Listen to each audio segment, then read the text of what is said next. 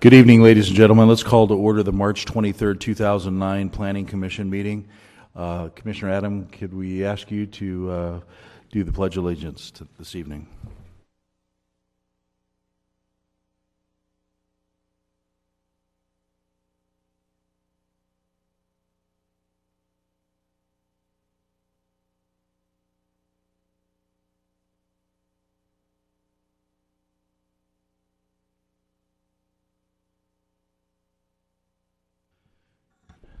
Now, as a secretary, can we please call the roll?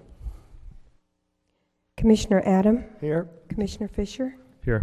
Commissioner Grumney? Here. Commissioner Reynolds? Here. Chair Lunn? Here. Now is the time for public comments. We have three speakers this evening. They're for items that are issues that are not they're within the commissioner's purview, but not on the agenda this evening. We have Abby Clark, Nancy Adamsike, and Alan Doe. So, Abby Clark, please come to the dais.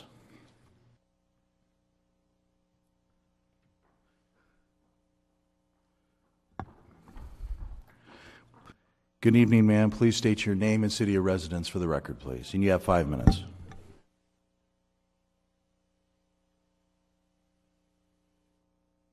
And Chairman Mark Lunn. Again, my name is Abby Clark, and I represent the 36 units of Westlake Vista's townhomes as president of our Homeowners Association. Our complex is located almost directly across Hillcrest Drive from the proposed 60-unit many mansions project, which we understand the Planning Commission will be considering at their May meeting. We as members of the community at large have major concerns regarding the traffic and logistics involved in building a project of this size and location without some changes that will be extremely beneficial to all concerned. Our particular complex is located on blind curves in both directions, making it very difficult and dangerous to exit and make left turns onto Hillcrest. The almost total lack of visibility because of the parked cars, along with the absence of a center turn lane, has resulted in a number of traffic accidents over the years, and very recently a fatality. Solution: there should be no parking allowed on either side of Hillcrest, and center turn lanes should be added all along Hillcrest from Duesenberg to Erbs Road. Solution: a traffic signal must be installed at the corner of Hillcrest and Skyline to slow down the traffic flow. That has been in the planning stage for over 4 years now, and we need it desperately. Several years ago, there was a horrific traffic fatality at that particular intersection, as a woman was attempting to turn left onto Hillcrest. How many more motorists need to die before we get this signal installed? We're concerned about the fact that the only traffic outlet from the proposed project is onto Hillcrest Drive. Traffic moves very swiftly along Hillcrest, and we feel that with all the additional traffic provided by the 324 tenants and their many vehicles, this is an accident looking for a place to happen. Also, when there is any type of shutdown or congestion or traffic problems on the 101 freeway or on Thousand Oaks Boulevard, then Hillcrest is a substitute throughway for all of this overflow traffic, heading in both directions. When this occurs, we can't even exit our own complex due to all the traffic. Solution: add an exit-only driveway onto Los Feliz at the rear of the project. This will relieve some of the traffic flow onto Hillcrest, and there is an easier freeway access using this exit. Over the past 5 months since this project was proposed, many mansions asked us to share our concerns and comments as members of the community. We have given much thought and done much research on these issues during this time. We have written a number of letters, provided photos, and are now here to speak with you directly. We really have received no adequate response back from anyone at Many Mansions, on your commission, or any representatives of the city.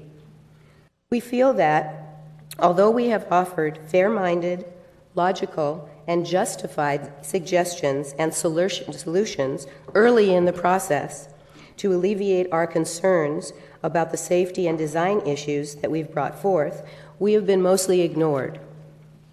This is the reason that we and many of our homeowners have attended the meeting tonight, to give voice to our concerns and ask for your consideration of our necessary solutions for the very significant problems with the Many Mansions project as currently designed. We hope that between now and May 11th, your May 11th meeting, Many Mansions will work with the city staff to refine the project in order to include and address these very important issues. Thank you for your time and attention. Thank you, Ms. Clark. Ms. Clark, can you come back to the podium? Commissioner Grumney has a question for you. Thank you. Hi, Ms. Clark. How are you this evening? Very good. Thank you for coming down. I just was curious. I wanted to kind of know better where you're located. If I was to get off the freeway at Westlake Boulevard and go up to Hillcrest, make a left-hand turn, would you be up on the right-hand side? We will. Yes, About we how are. far down? We're about 1.5 miles down, and we're the third complex in line.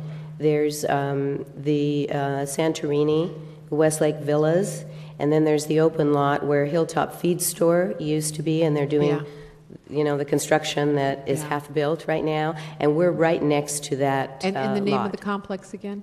Westlake Vistas Townhomes. Thank you very much. Thank you. Any other questions? Thank you, ma'am. Thank you. Nancy Adamczyk, and I'm trying my best here. Good evening, ma'am. Please state your name and city of residence for the record. Good evening. I'm Nancy Adamczyk, and I live in Thousand Oaks. Thank you. Members of the Thousand Oaks Planning Commission, Chairman Mark Lunn, and all interested homeowners actively concerned about Thousand Oaks. Again, my name is Nancy Adamczyk, and as president of the Homeowners Association of Villa Santorini, I represent our 45 townhome units as well as many other homeowners currently residing along Hillcrest Drive. And we are exactly 1 mile from that turn, and we're the first one you come to on the right. I'm here tonight because we want to express that we are extremely concerned about traffic safety as well as the density of vehicle usage on this small section of Hillcrest Drive between Duesenberg and Erbs Road. Within a distance of 1 mile along Hillcrest Drive, there are 5 churches and a temple, as well as 6 schools, including one of the largest middle schools in the Conejo Valley District. As an educator for 37 years and as a teacher currently working at one of these schools, I can assure you that the traffic flow on Hillcrest is currently maxed out during peak hours as well as many other times throughout the day. Add to that the residents already living along Hillcrest Drive, and we have an extremely heavy traffic flow in this area of Thousand Oaks, even without the additionally proposed Many Mansions project of 60 new units on Hillcrest. On February 10th, several homeowners and I attended the City Council meeting here, where 2 other areas were rezoned for affordable housing apartments, sending even more traffic onto Hillcrest Drive. One is located at Los Feliz with 20 units, and one on Conejo School Road with a proposed 53 units. If the Many Mansions project goes forward with their proposal for 60 units on Hillcrest Drive, that would give us a total of 133 low-income apartment units within 3/4 of a mile. One might question, why put 133 affordable housing unit apartments in such close proximity? Doing the math in the proposed Many Mansions project on Hillcrest Drive with 60 units, in a 3-bedroom apartment there can be 7 residents. And in a 4-bedroom apartment, there will be 9 residents, with conceivably a total of 324 additional residents just in this one project. Both the Thousand Oaks City Council and the Thousand Oaks Planning Commission, as well as many mansions, asked for comments and feedback from our community. But despite numerous letters and emails from our homeowners, little or no response has been returned. My letter dated 1/28/09, sent to the entire City Council, the senior planner, Haider Alawami, and the senior traffic engineer, Beth Baden, brought only one return phone call from Mr. Alawami, and that call did not appear open to any enhancements or improvements to the project. And from the detailed emails I have sent to our city attorney, Amy Albano, most recently on 2/12 and 3/17, there has been no response at all. We expect and we need to get better service and responsiveness from the city. We sincerely thank you for the opportunity to bring these issues to your attention tonight, and we feel these comments are pertinent to the development of the Manny Mansions project. We hope that you will seriously consider these comments before the final project's design is approved. We cannot afford the consequences of an ill-advised project that has not been properly thought out and is not compatible with the surrounding neighborhood. Personally, I'd like to say that I support and I admire the goals and the work that Manny Mansions has accomplished in Thousand Oaks in the past. I hope that we can continue to work in partnership to make this proposed project the best it can be for all parties concerned. Thank you. Thank you. Thank you very much. Alan Doe.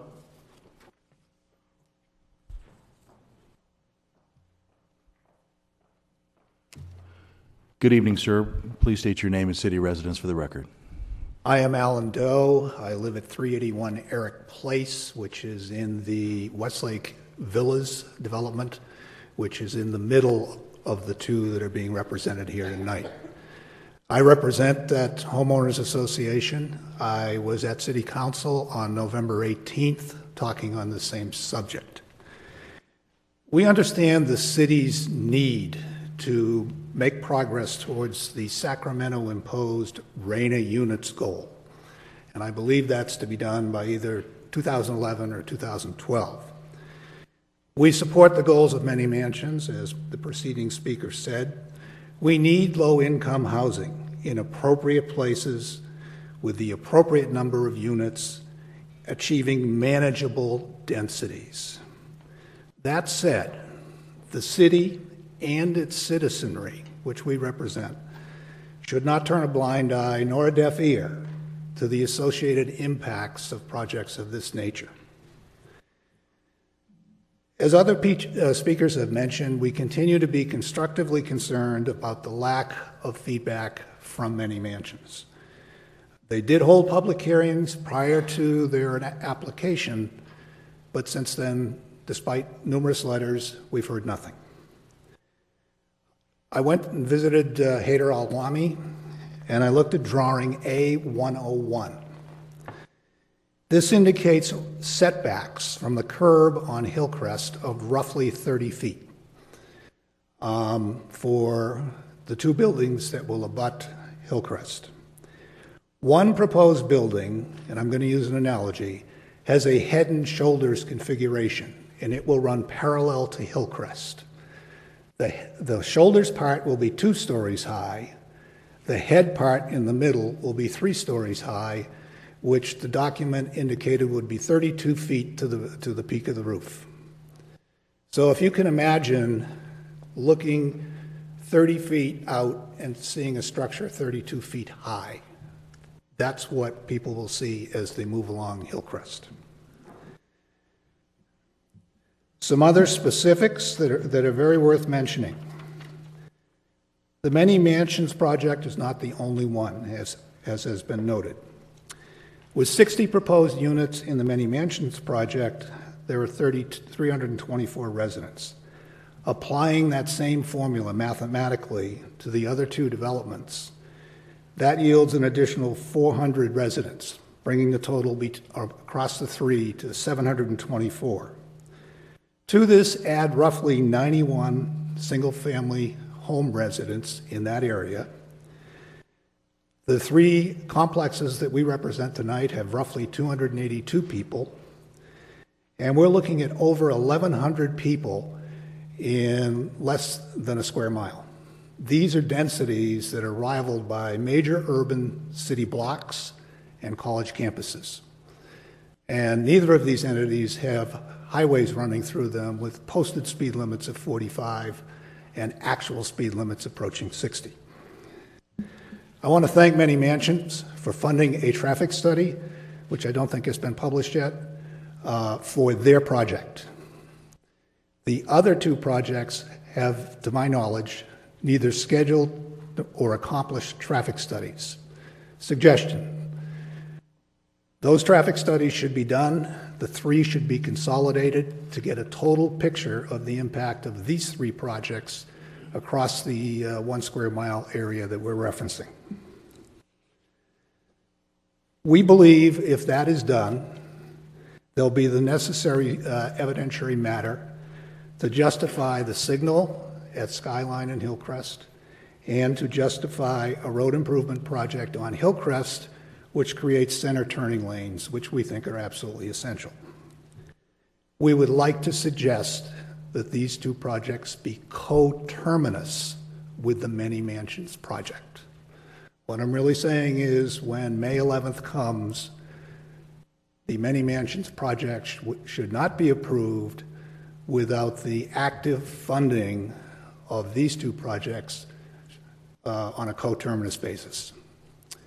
So thank you very much for your attention, and we wanted to get your attention before the 11th of May arrived. Thank you, sir. We also have two statement cards on file, both expressing negative comments for this Many Mansions case. Now we go to written comments, announcements, and continuances. Mr. Town. Thank you, Mr. Chairman. We have a supplemental packet this evening which includes 4 additional comment letters with regard to case 6D. That is the case with Mr. Moshiri as applicant for a single-family house. Also, we have 1 additional comment letter with regard to case 6C. That is the Geckel case that you will be considering shortly.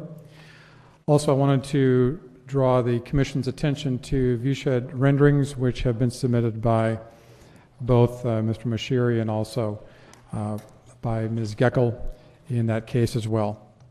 And that's all I had at this time. Thank you. Thank you, Mr. Town. Will the Secretary call case 6A, please? Hearing advertised as required by law is hereby open to consider agenda item 6A regarding case SUP 2008-70672, applicant Verizon Core Communications, request to allow installation of a wireless communications facility at an existing park. Location 190 North Reno Road. Thank you.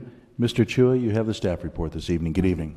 Good evening, Chairman Land, members of the Commission. For your consideration tonight is SUP 2008-70672. The request is to allow an installation of 6 panel antennas on an existing light standard at the Borchard Park. The Borchard Park is located at the on Reno and Borchard Road, northeast corner of Reno and Borchard Road. The associated equipment is proposed to be installed underground. This is the aerial photo for the location, and the project location is right where the black arrow ends up. It's a very small portion of the park. The existing light standard, as you saw, is located on the south side of the Borchard Park. It's to the east of the entry on Borchard Road. The existing light standard is a little over 50 feet high and about 18 inches wide. The replacement light standard will be 55 feet high, including the antennas, and it would taper from a 24-inch base to an 18-inch at the top. 3 antennas will be installed at the top inside a ray dome, and 3 other antennas will be installed at the height of 40 feet on the light standard on the pole. The equipment, as mentioned earlier, will be installed underground. The 2 vents will be installed in the south end of the lease area, which is required for the cooling unit, the AC units. The vents will not be in the way of pedestrian traffic. This project is necessary for the applicant to be able to provide coverage in the that area of Newberry Park. The applicant analyzed 4 other sites and concluded that this would be the most suitable for the location. Our wireless standards encourages installation of wireless facilities or antennas on existing structures such as light standards. The project will have this minimal impact. The antennas, the upper antennas would have radomes on it, and the lower antennas will be affixed flush to the pole. The equipment would be located underground. The project will not have a detrimental effect to the public health and safety. This project qualifies for a categorical exemption 1, which is minor alteration to existing structures. And with that, the staff recommends approval of SUP 2008-70672 based on the findings and subject to the conditions detailed in staff report. And Mr. Kramer here would have a little presentation regarding wireless sites. Thank you. Good evening, Mr. Chair and Commissioners. I have to apologize. I am getting over the cold that's been going around, so my voice is somewhat not here. So necessarily my report to you this evening on this project will be relatively short. I have reviewed the project. I've reviewed the alternate sites. I've looked at the coverage area that Verizon is trying to cover from this, and actually this is kind of if you think about 4 sites, this is kind of the middle site to hook them all together. So the location, from my perspective as an RF engineer, is a logical location.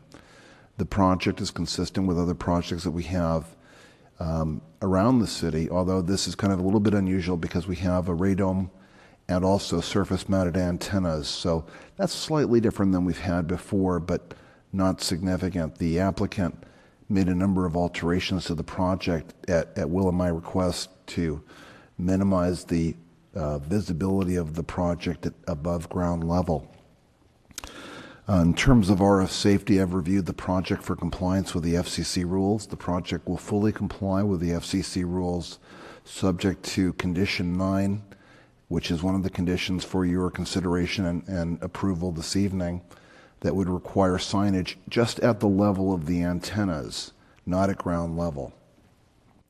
The project itself, the undergrounding portion of it and the vents are consistent with other projects that we've had in the city, and it is designed to minimize the visibility of the project at really the important level, which is the ground level where the public uses the park.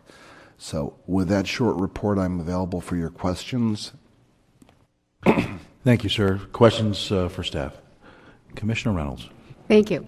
Good evening. I just had a question. Is this the same project that we heard once before they wanted to put it on a church? No, it's not. Oh, okay. Only because of the water tank. And at that hearing, we were talking about putting it on a water tank. And I was curious in the report how they said, the Cal-Am said no. So that's why it made me think of the other project. Thank you. That was the T-Mobile project. Oh, okay. Thank you. I'm sorry. We hear so many that wasn't too sure. Thank you, Commissioner Reynolds. Commissioner Fisher. Yes, Mr. Kramer, just one question. I'm assuming these are the coverage maps. Can you explain each one of them? Sure, just a second. We'll pull up our copies here. The city, while we're getting our copy, the city's usual request, thank you, Will, is to provide 3 separate maps. One is the current coverage. The second is the coverage, presuming that the site is activated. And then the third is just an isolated map to show the coverage from the particular site. I use these to be able to tell you what this project is going to support in terms of the areas it's going to fill in. And as I said before, when this is kind of a corner site to connect other sites together, these are the maps that I use. So specifically, you have 3 maps. One is labeled attachment 6.02, then 6.03, then 6.04.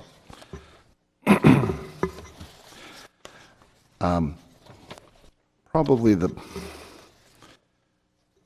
best way to describe this is 6.02 is the current coverage, and in the area of the project as proposed, you'll notice the yellows and the reds predominate that area. Reno and Borcher, that intersection there. Let's skip over 6.03 and go to 6.04. So if you compare 6.02 to 6.04, it shows you the before and after, and the after shows primarily greens in the immediate area, which is a signal level sufficient to provide in-building coverage. In addition to providing the in-building coverage, this site will also provide additional network capacity for Verizon's customers.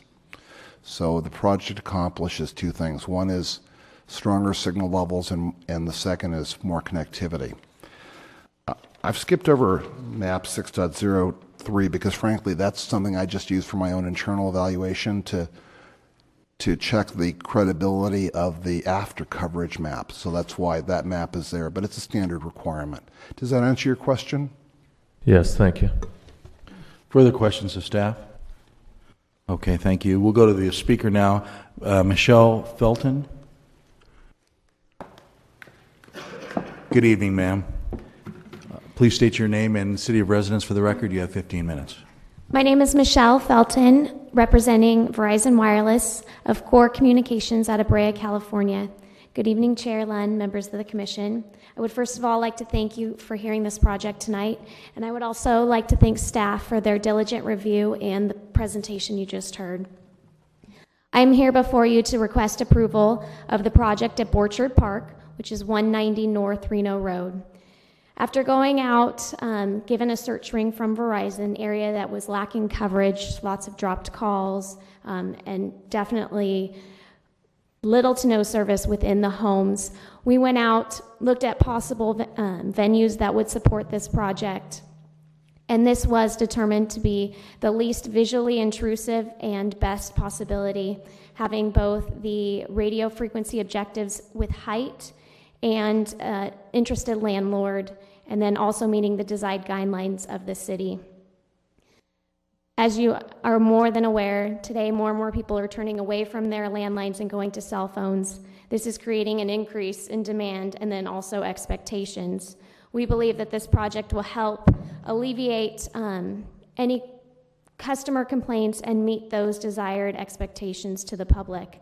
It will not only provide the service to the community of Thousand Oaks, but would also support any emergency services that the city uses. So again, I'm here before you to answer any additional questions you may have, and again, request your approval of the project. Thank you. Questions for the speaker? I have one question for you. Assuming that this is going to be approved this evening, when will the construction be complete? After this, then we'll go, we still do need to sign the lease with the park district. They wanted to wait until the approval was granted, and then shortly thereafter we'll sign. And as well, we'll then submit into building plan check. Once both of those 2 have been completed, they would look to start construction as soon as possible. Thank you. Any further questions? Thank you very much. We'll go back to staff now. That concludes our speakers for this case. Staff? We don't have anything to add at this time. And nor do we have any statement cards, so right now we'll close the public hearing and go to commission comments and/or a motion. Commissioner Adam.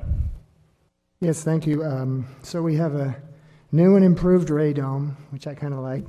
Hides the antennas at the top, blends in with the pole. That's good. Flush mounts on the antennas in the center. That's good. Boxes undergrounded. That's good. Provides better coverage to the neighborhood. That's good. So I'd like to... It's all good.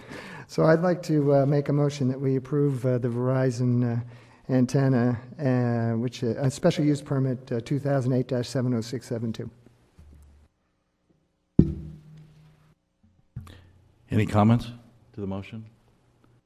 Okay, please vote. Motion passed 5-0. And there is a 10-day appeal period. Will the secretary call case 6B?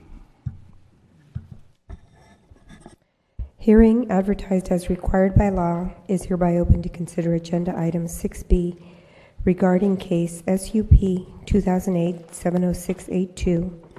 Applicant Nefton request to allow a monument sign for a new Mazda dealership. Location 3500 Auto Mall Drive. Thank you. Ms. Pedroso, you have the staff report. Good evening. Good evening, Chair and Commissioners. The request in front of you is to allow a monument sign for the new Nefton Mazda dealership that exceeds the maximum height of 6 feet. The location is, the sign is going to be located at 3500 Auto Mall Drive. And it is actually, it's a little bit north of that picture. It's actually on the planner that is north of the, like I said, of this picture.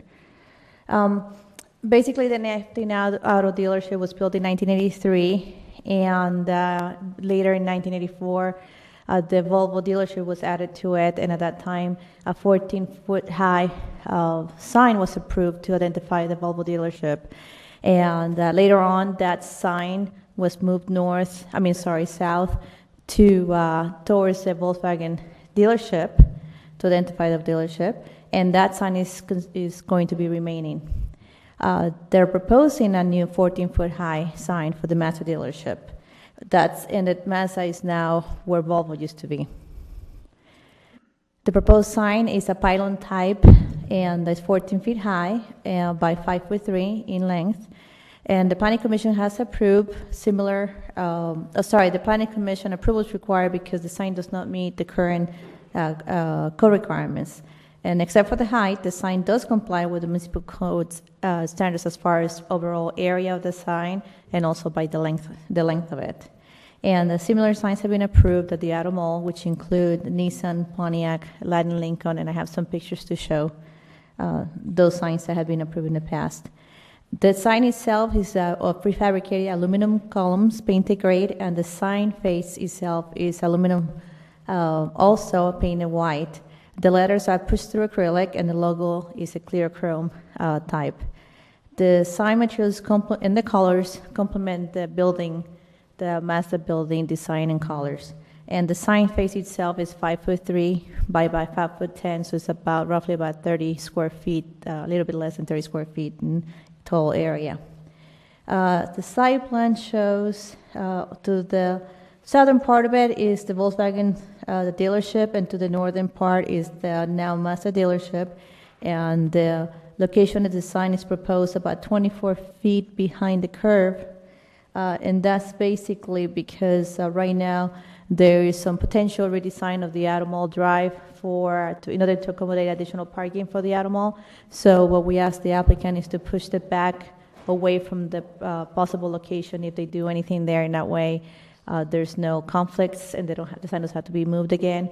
And the Public Works has actually included a condition to that respect to coordinate the location of the sign with future redesign of the Auto Mall Drive. This is the proposed design of the Mazda, with the pylons and the sign face in the middle. And this is a proposed location on the planner. This is before the sign. You're looking at the old Volvo building in the back, and this is with the sign on it. And then we also took pictures of some other signs in the area. This one, the Nissan sign, is basically almost, is very similar to the one that is being proposed. And the Volkswagen sign also is, is about the same height, it's 14 feet high. The Volkswagen sign is on a planner area, so it looks taller, but it's actually 14 feet. We have similar pylon sign for the Lincoln Mercury, and also for the Buick Pontiac GMC sign.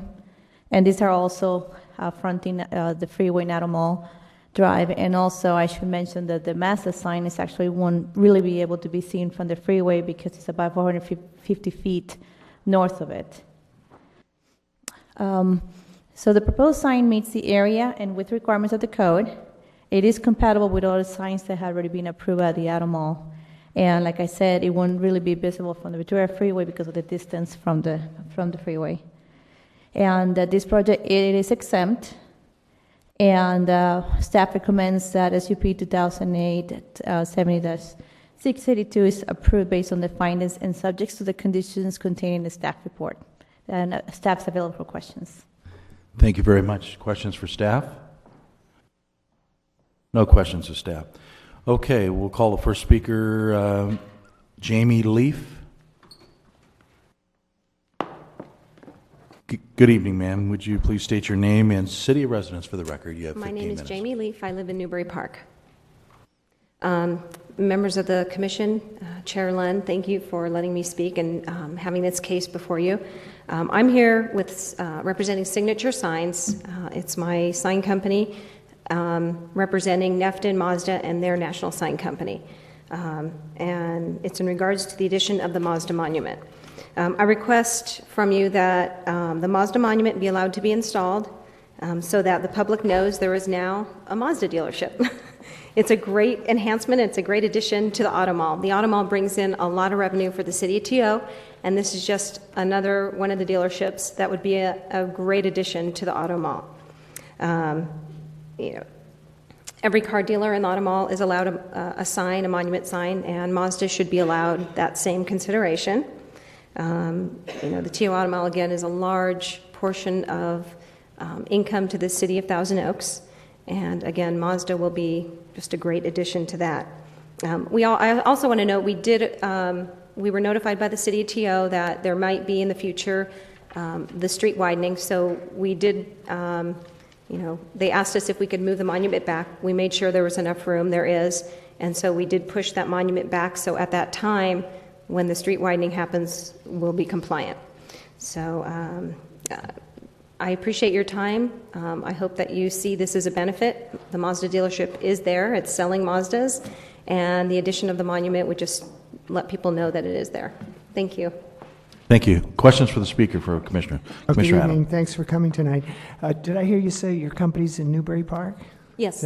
So you're going to make the sign for Mr. Nefton then? We're actually working with, Mazda has a national sign company. We're actually going to be installing the sign for them, but we'll be digging the new foundation and then installing the monument sign. Okay, good. Thanks. Thank you. Any further questions?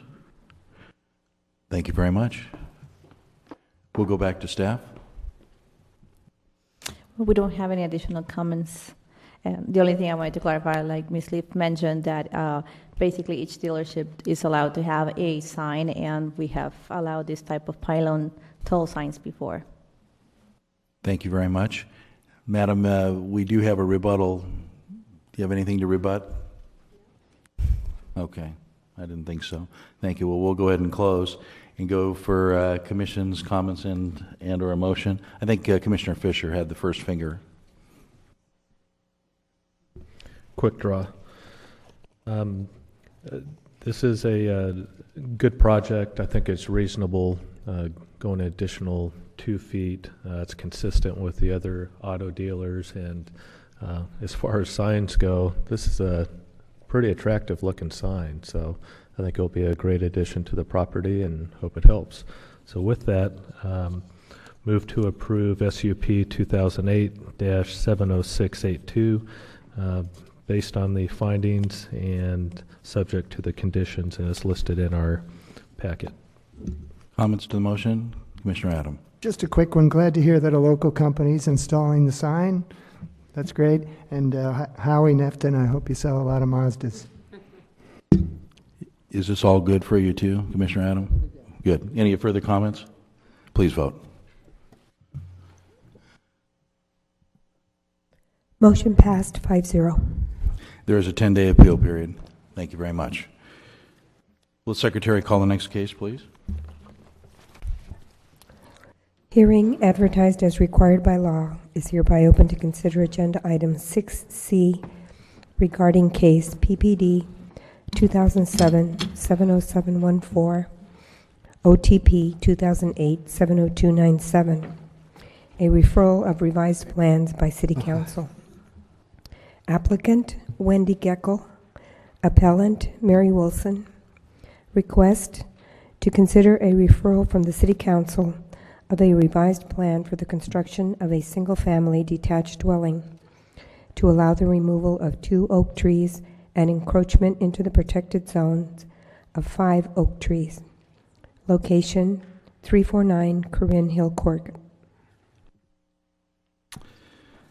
Thank you very much. Mr. Rinke, you have the staff duties this evening. Good evening. Good evening, Chairman and members of the Commission. The applicant's request is to allow the construction of 1 single-family detached dwelling and to allow grading within natural terrain exceeding 25% slope gradient. There's also an oak tree permit associated with the case. It's to allow the removal of 2 oak trees and encroachment into the protected zone of 5 oak trees. The Planning Commission approval is required because the grading encroaches into 25% and steeper natural terrain.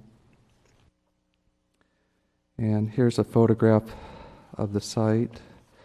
And we have an existing residential neighborhood, single-family dwellings to the north and to the west. And then we have Casca open space property to the east and to the south. The property is zoned rural exclusive, RE 20 average. It's a single-family detached housing zone. The lot sizes is 20,000 square feet average, and there's a 13,000 square feet minimum. The minimum lot width is 90 feet. The property is 2.16 acres in size, and it's located on steep sloping natural terrain. Almost the entire property is greater than 25% slope gradient, and the average slope is 46% gradient. The setbacks are proposed are 20 feet, and there's a 20-foot minimum in that zone. And the rear yard setback is 205 feet proposed, and another 20-foot minimum. The grading requires export of approximately 1,100 cubic yards of material. The only developable area of the property is adjacent to the street due to the steep terrain. And the encroachment into 25% natural terrain slope is necessary to make reasonable use of the property. The removal of 2 oak trees and encroachment into protected zone of 5 oak trees is also necessary to make reasonable use of the property. The large existing oak trees in the front, back, and sides of the house are to be preserved, and 94% of the lot is to be protected as private natural open space. And here's the site plan showing the showing the house, Green Hill Court to the north, and the driveway. And also the retaining walls in the rear of the property and on the side that are required in order for the house to be constructed into the slope.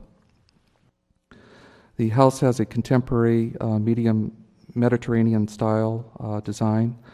It's a stepped two-story home with a garage at the lower portion of the property, and the house is integrated into the hillside.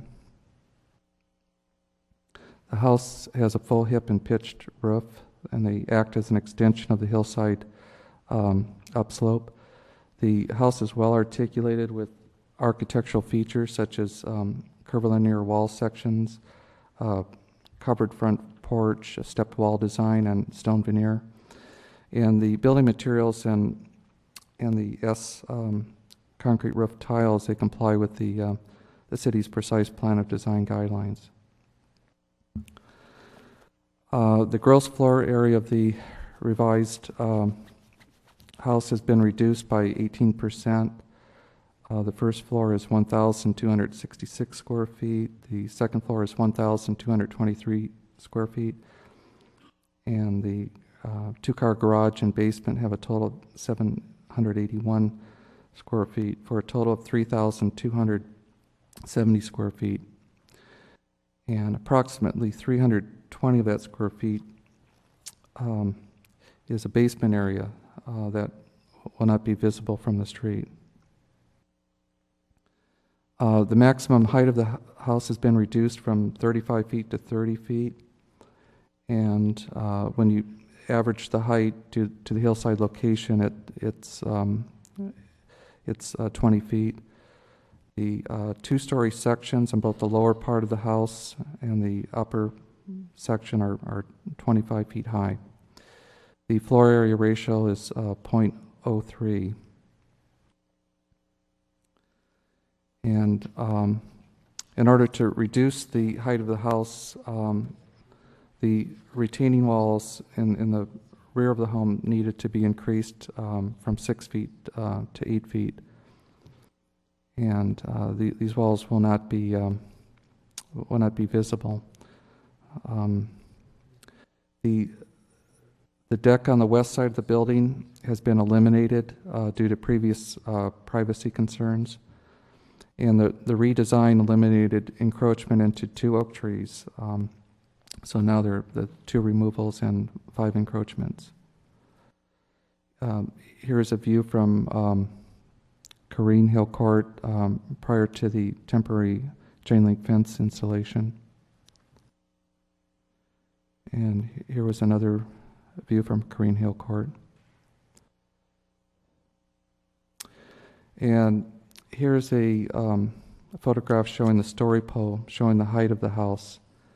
And this is where the arrow is pointed, is where the 35-foot height is. And here's a rendering of the proposed house.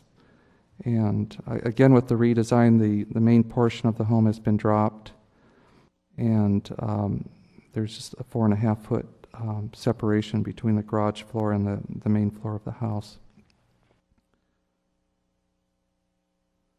And here's the front elevation, again showing the lowering of the main portion of the home.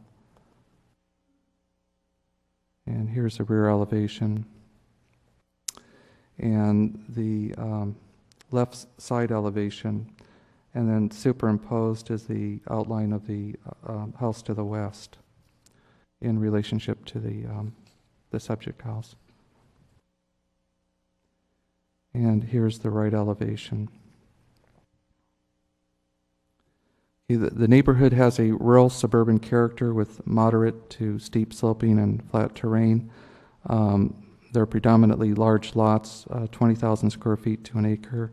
There's a mix of 1- and 2-story homes, and most are 2-story. There are 15 homes on Green Hill Court, most are two-story, several on elevated pads. They range in size from 2,156 square feet to 6,105 square feet gross floor area. The proposed home would be the second largest on the street, and the adjacent home to the north is 6,105 square feet. And the floor area of 0.03 is the lowest of the 15 homes, which range from 0.05 to 0.21. There are 7 homes within 150 feet of the property. They are a mix of 1- and 2-story residences. The proposed home, as indicated, is smaller than the adjacent home to the north, which is 6,105 square feet, and it's 37% larger than the current number 2 house, which is 2,878 square feet. But because of the large size of this property, its floor area ratio is still lower than the other 7 homes. Staff believes that the proposed house is compatible with the existing homes in terms of size and mass, and meets the goals identified in the city's precise plan of design guidelines and standards. And the project is exempt from the Environmental Quality Act, CEQA, per the CEQA guidelines. It's an infill development less than 5 acres in size, and it meets the environmental conditions for exemption. And staff recommendation is that the Planning Commission approve PPD 2007-70714 and OTP 2008-70297 based on the findings and subject to the conditions contained in the staff report. And staff is available for any questions. Questions of staff, Commissioner Reynolds. Thank you. Good evening, Mr. Ranke. I just have questions about trees. Tree 2 and tree 6. In the report, it says they're to be removed. On the plan, it says they're to be relocated. What is going to be? Staff is recommending that the trees be removed, and because of their location on a steep slope, and the way that the root system has grown in that steep slope condition, and then also the logistics of being able to get up there and transplant, box a tree on a steep slope like that. So staff's recommendation was that the 2 trees be removed and replaced with the standard city replacement. Okay, as per the staff report then. And my other question is, today when I was out there, and the center tree, the large tree in the center, which I don't know if it's 2 trees or 1 because there is a split in between the 2 trunks. But anyway, I purposely, and I drive a Jaguar, I purposely drove right underneath because I saw a low-hanging branch, and I opened my sunroof, and that branch was only hanging about 5 inches from the opening of my car. And I know that they've now reduced the size of the truck exporting the dirt to a very small dump truck compared to most of them. But will that tree have to be pruned before construction takes place? Is that the tree in the center of the street? Yes. And this is as you drive into the cul-de-sac, that it was the front of the tree that I noticed it was hanging down. And it's pretty low. It wasn't, the applicant wasn't proposing to do any trimming on that. So the city wasn't requiring any trimming be done on that tree before construction? No. Mr. Town? If I could just interject, modification of that tree in terms of trimming is not part of this project. However, Public Works does maintain trees in a location like that, and if there are low-hanging branches that need to be pruned to provide for safe public access, then that would typically be their purview and would be done as a matter of course, irregardless of this project. Okay, well, I just couldn't believe that the trucks or anything could get up there because there are several lower areas, and I'm sure the homeowners that live up there are aware of that. So I was just concerned about that. Okay, thank you. Further questions? Commissioner Adam. Yeah, let me follow up on what Commissioner Reynolds, that was one of my questions too, actually, about the big tree. Well, first of all, it says in the staff report we're going to have these smaller trucks that go through, but I couldn't find that. Is that in the closest I found, and maybe I just missed it, was condition 56, where it talks about, let me see what it talks about there. But I don't think it specifically says anything about smaller trucks. Construction management plan.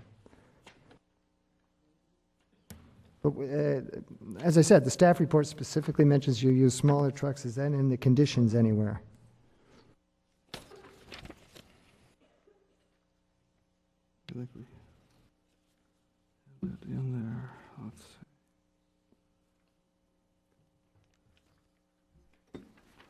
I guess if it isn't, I think it should be. That's what I'm getting at. So Yeah, maybe we can let me incorporate that into interject while Ed condition is- 56, which is the closest I could find to. Let me interject while Ed is reviewing. He may locate that condition. Nader Hidari from Public Works Department. Good evening, Commissioners. That condition number 56 was added at the previous, either the Planning Commission meeting or the City Council meeting as in response to the concern not only regarding that, well, primarily regarding that tree and the fact that the cul-de-sac is slightly smaller than the standard cul-de-sac by a few feet. So additionally, the applicant was redesigning his driveway so that there's a little bit more room in there for turnarounds in the cul-de-sac as well. But regarding the tree, yeah, that condition was added, and it's somewhat left to be written open-ended because we didn't want to specify necessarily what size and what model of truck he can use and so forth, but that he has to demonstrate on a plan, kind of, two-dimensionally and three-dimensionally on a plan, how does the vehicular access to the site going to work and not impact the tree, and how the storage of all the equipment will not impact the cul-de-sac. The applicant has already verified that there will be no storage in the street of any materials or equipment, but regarding the exact access of the trucks, that hasn't been worked out, and it won't be, I guess, until the approval is granted, but that will be something that Public Works will be monitoring. Okay, I understand. I just want to be sure on page 33, staff has included condition requires smaller truck with a 5 cubic yard load capacity be utilized instead of the standard 14 cubic yard truck. So I think that should be in that condition. It's in condition. Unless it's in there somewhere. And number 19. 19? Under grading. All right, maybe it's in there. Oh, there you go. A smaller truck with a, okay, excellent. All right, I missed that. Good. Yeah. There we go. Thanks. Commissioner Reynolds brought up something I hadn't even thought of. There are no plans to trim that tree, are there? In the center of the street? Yeah. No. I mean, based on this potential project. No, the applicant has no plans. No plans by the city either, right? No, I want to step in for a second. Mark Town already said it. Thank you, commissioners and members of the staff. Sorry, but we just had a planning commissioner tell us that there are low-hanging limbs in a public meeting. I am right in the middle of sending an email to our Public Works Department that are now going to have to go check that out. And if those limbs cause any problem for any kind of vehicle, not because of this, what's going on here, then the city will take the appropriate action that's necessary. But when someone brings to our attention a potential hazard, then we need to react to that, and that's what we're going to do. I'm not saying it is a hazard or it isn't, but based on what Commissioner Reynolds said here tonight, the city needs to go and look at what that is, because if it's almost hitting her car, then chances are it very well could be leaning into others. So this has nothing to do with this applicant or their development or anything else that's in front of you. No matter what you do tonight, our Public Works Department is going to have to go and look at that tree in a timely manner. I'm not saying they're going to go out tomorrow, but this is just, sort of public policy 101. When something like this happens, we have to respond, and that's what Mr. Town already said. So whether this applicant had no plans to do that, but we can't sit here and say, as a city, we're not going to do something. We may very well have to. And our obligation is to ensure safety for all of our citizens. So thank you. Yeah, I understand, and that just has to do with standard procedure in the city, but I'm speaking strictly in relationship to this proposed project.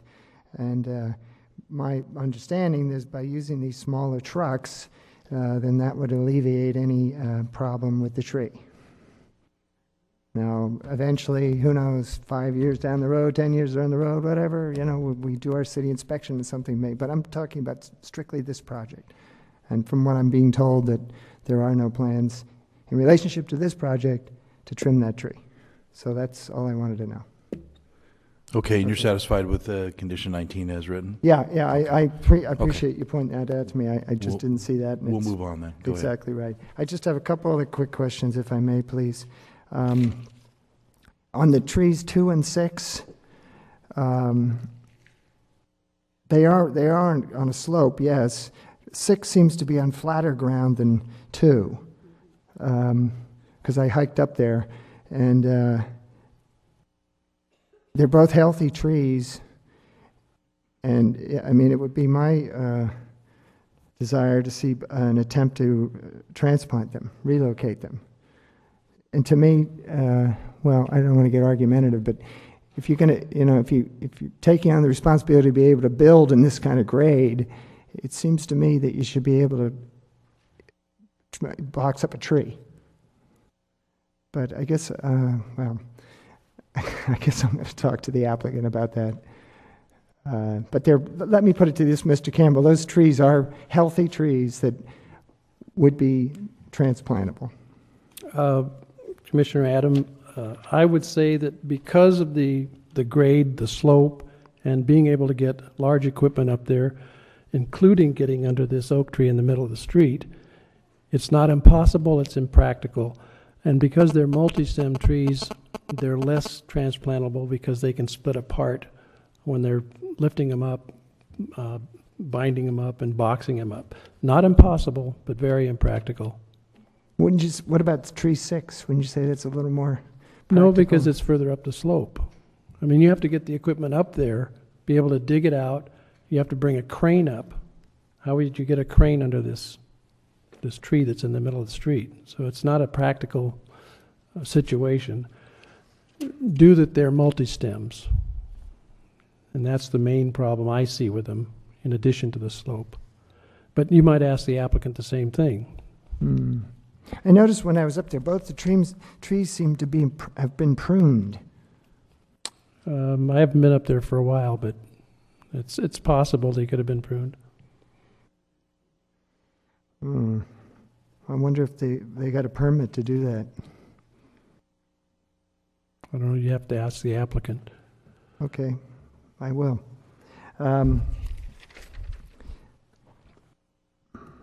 We don't have any permit on file.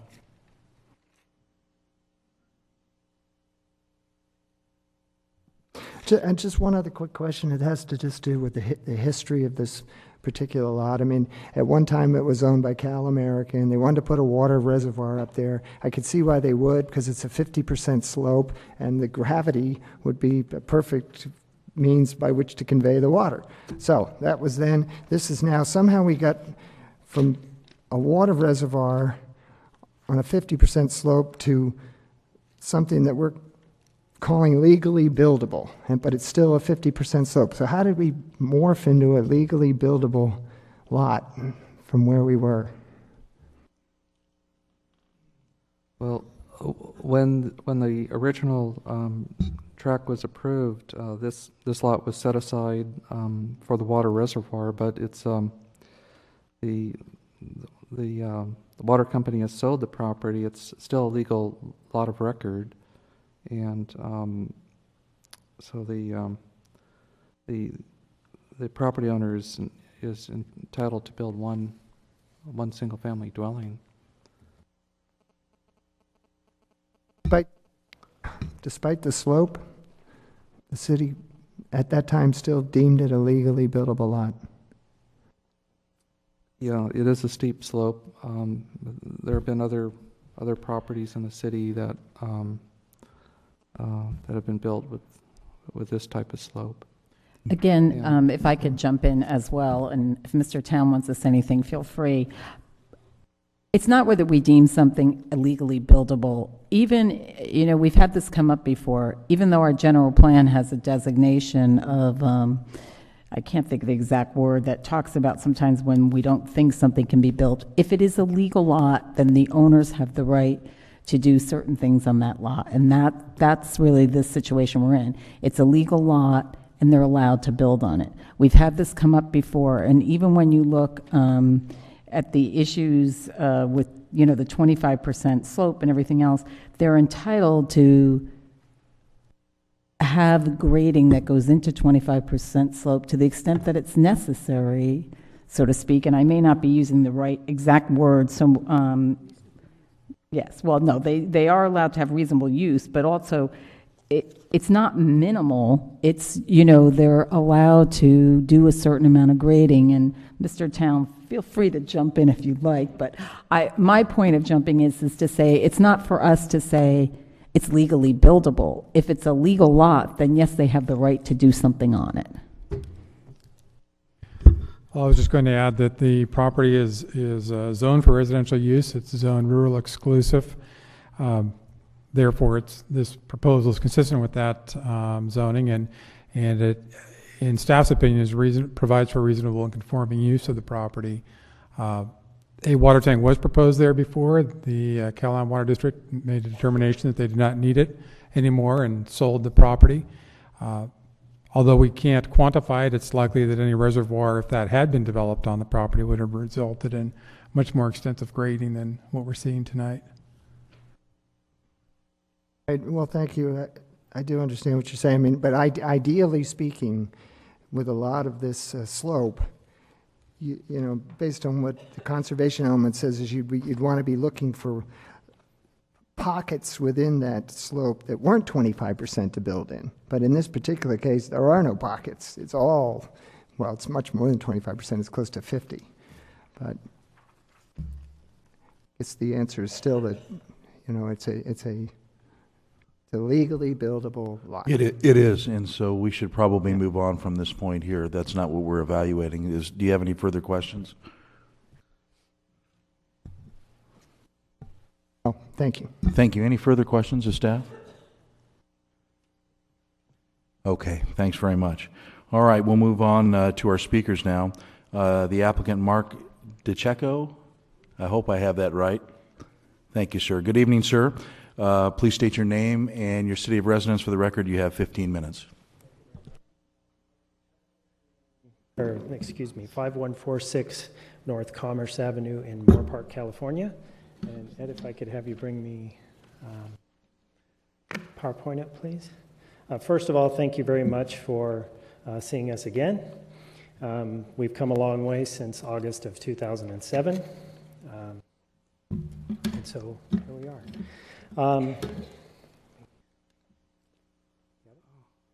PowerPoint? It's on there already. On the desktop. Right here. Where?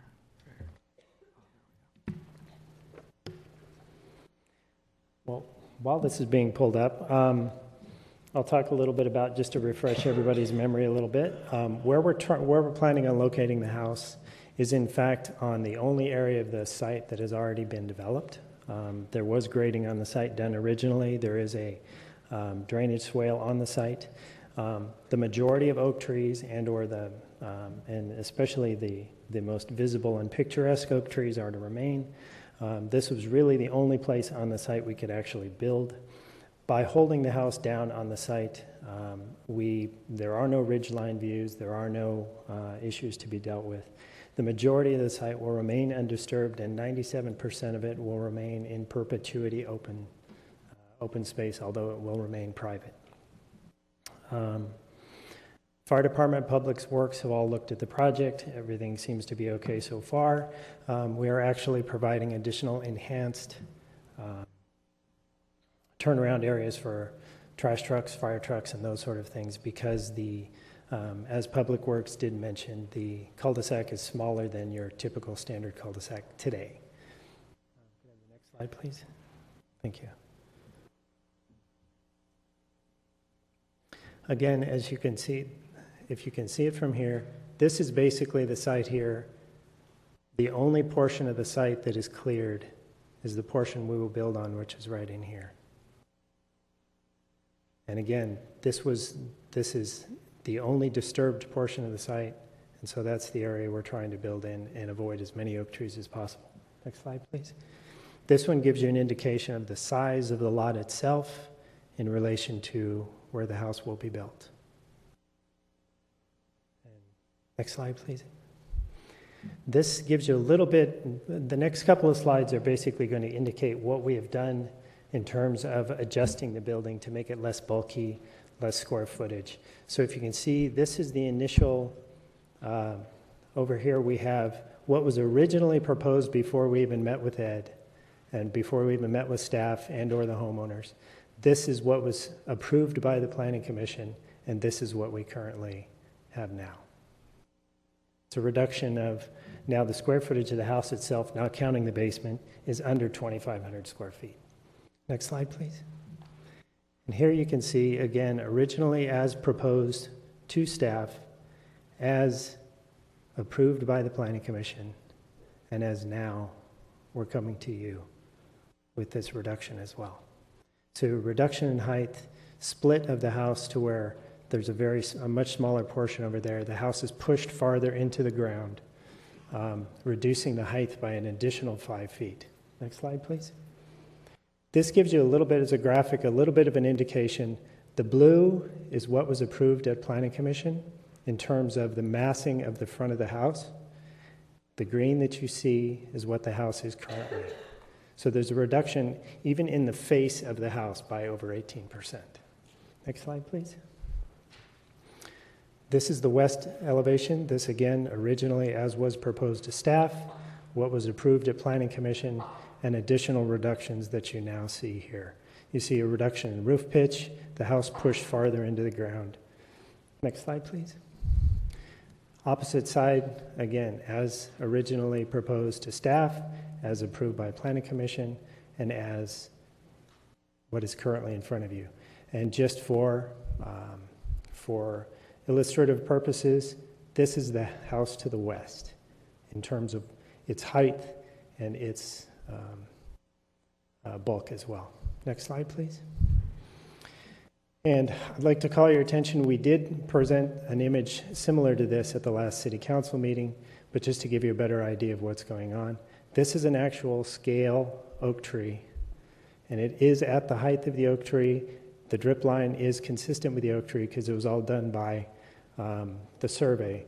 These are oak trees beyond the building on the other side. But I'd call your attention to, this is a 6-foot tall person looking across the street, standing on the opposing side of the street. And I'll call your attention to that because you're going to see it again in a minute. Next slide, please. Here you see on the top, this is the existing condition. There is a story pole here. And sorry for the distance, the laser's moving all over the place. But if you look right about that line, you can see a little ridge line right in there. And you can see the story pole and the height of the story pole. Now, if you look at exactly where the house is in relation to that, you can see that it's exactly the same. And this is the new house, the new dropped house, smaller house in place within that. Next slide, please. Now, there was some concern last time that when we presented a photo rendering that had the building placed in it, that was inaccurate. So what we did was we actually took the time and effort. We built the entire site in the computer directly off a survey to make sure that the computer was correct and our imaging was correct. So here's the house, here's the existing site, here's the surrounding hill, as much as we could get off an existing survey. This is the house to the west. That house at its closest point is 80 feet away. Next slide, please. Here you see the house as we're proposing it. And we left these computer images very raw and computer generated, so you can see there's no whitewash, there's no... But again, here's the house to the west, here's the existing cul-de-sac, taken straight from the survey, and here's the house located on the site. The light colored green is the site, the dark colored beyond it is the adjacent property. Next slide, please. Again, another image, but you can see the bulk of the house and how it's tucked in, and the house to the west, the existing house to the west. The house on the other side are so far away that, and we didn't have a survey that went over to the property next door. Next slide, please. And this is that gentleman that you saw in that section is right here. 6 foot tall, again, and there's the house in relation to it. All of this built in the computer based on the survey. Next slide, please. This is the view coming up. This is the tree that's in the street. We didn't draw in the little thing that goes around, the little planter that goes around it, but again, you get to see the bulk of the house to the west, the bulk of the house as you're driving up the street. This is the actual width of the street and everything. Next slide, please. This is looking at the house from the east, so you can see how far the house is actually buried into the hillside. And again, we're now dropped down to where the entire house from top of the ridge to the bottom of the garage door is 30 feet tall. Next slide, please. This is a similar view from the west. So you can see at this back portion, the height of the roof is there. That's all retaining wall behind it. The retaining wall has been reduced down and pulled closer to the house so we protect the oak trees more. Next slide, please. This is a view actually taken from the master bedroom window of the house to the west. And this is what you'll see of the house. There were some issues with, we had a porch out here originally. There were some discussions about privacy. This is how we're solving them. And again, this is only showing a couple of the trees that were on the survey, but this is from the master bedroom of the house next door looking at the house. Next slide. All of this notwithstanding, we're still intending to build this house as green as possible. We are, in fact, chasing LEED certification, and we're committed to doing that, and we're pushing forward on that. And that's basically it. Any questions? Thank you, sir. Questions of the speaker? Thank you very much. Thank you. Mr. Doss, you're for questions only? Thank you, sir. Marva Beneke, followed by Tom Beneke, followed by Miss Mary Wilson.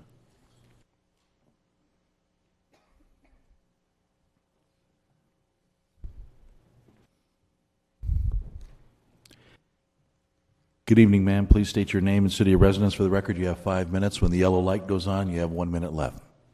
Good evening, Chairman Lynn and Commission members. My name is Marva Beneke, and I live in Newberry Park / Thousand Oaks, California. It's right on the borderline. First thing I have to say is when I saw those pictures, I would not have recognized my street. It just... It looked like it was out in the rural area of suburbia somewhere. I would not have known it. I would beg of you, the members, if you have an opportunity to go up and drive on the cul-de-sac, the undersized cul-de-sac, and see the 2 oak trees, and even if the city does decide to trim the oak trees, the oak tree in question in the middle of the street has been a problem for to some many years and a blessing in others. We have recently dedicated at least 50, maybe even 60 feet in front of 344 Green Hill Court, which is across the street from this property, that they're going to build on or want to build on. And we did that because the oak tree is so fragile and it has been scraped by trucks in the past. And they were wanting to take it out for a while, and there was such an uproar, and we had the neighborhood and representing it, and people sending out flowers and attending a function for Arbor Day and and we saved the oak tree. And we want to keep that oak tree, and we want to keep it intact. And we don't want a lot of trucks doing damage to it because we feel it's quite a unique feature. There's very few streets in Newbury Park or Thousand Oaks that has an oak tree in the center of the street. It makes it unique. It gives this property its character and uniqueness, and so we really would like to keep that tree intact, and the oak trees on the property as well. And I have to state again that this is a 46% slope with very little 25, and the houses around it, again, as I say, are much closer. There are 7 houses and 150 feet, according to the actual statistics. But according to the pictures that you saw, you wouldn't dream that there would be that many. You would think you were out in Timbuktu somewhere. So anyway, I just want to emphasize that and just put in a good word for the double oak tree in the middle of the street, and God bless it. Thank you. Thank you. Questions for the speaker? Thank you very much. Mr. Tom Beneke?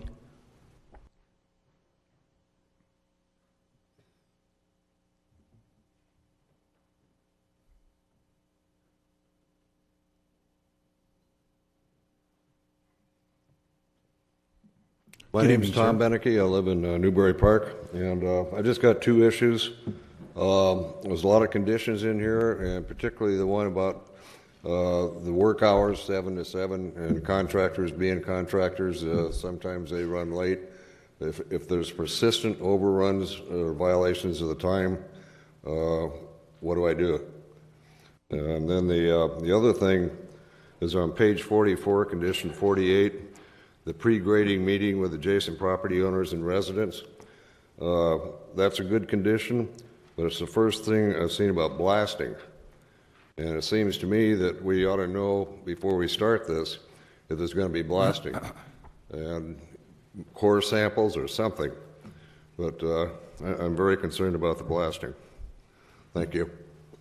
Thank you. Questions for the speaker? Thank you very much, sir. Ms. Mary Wilson, please.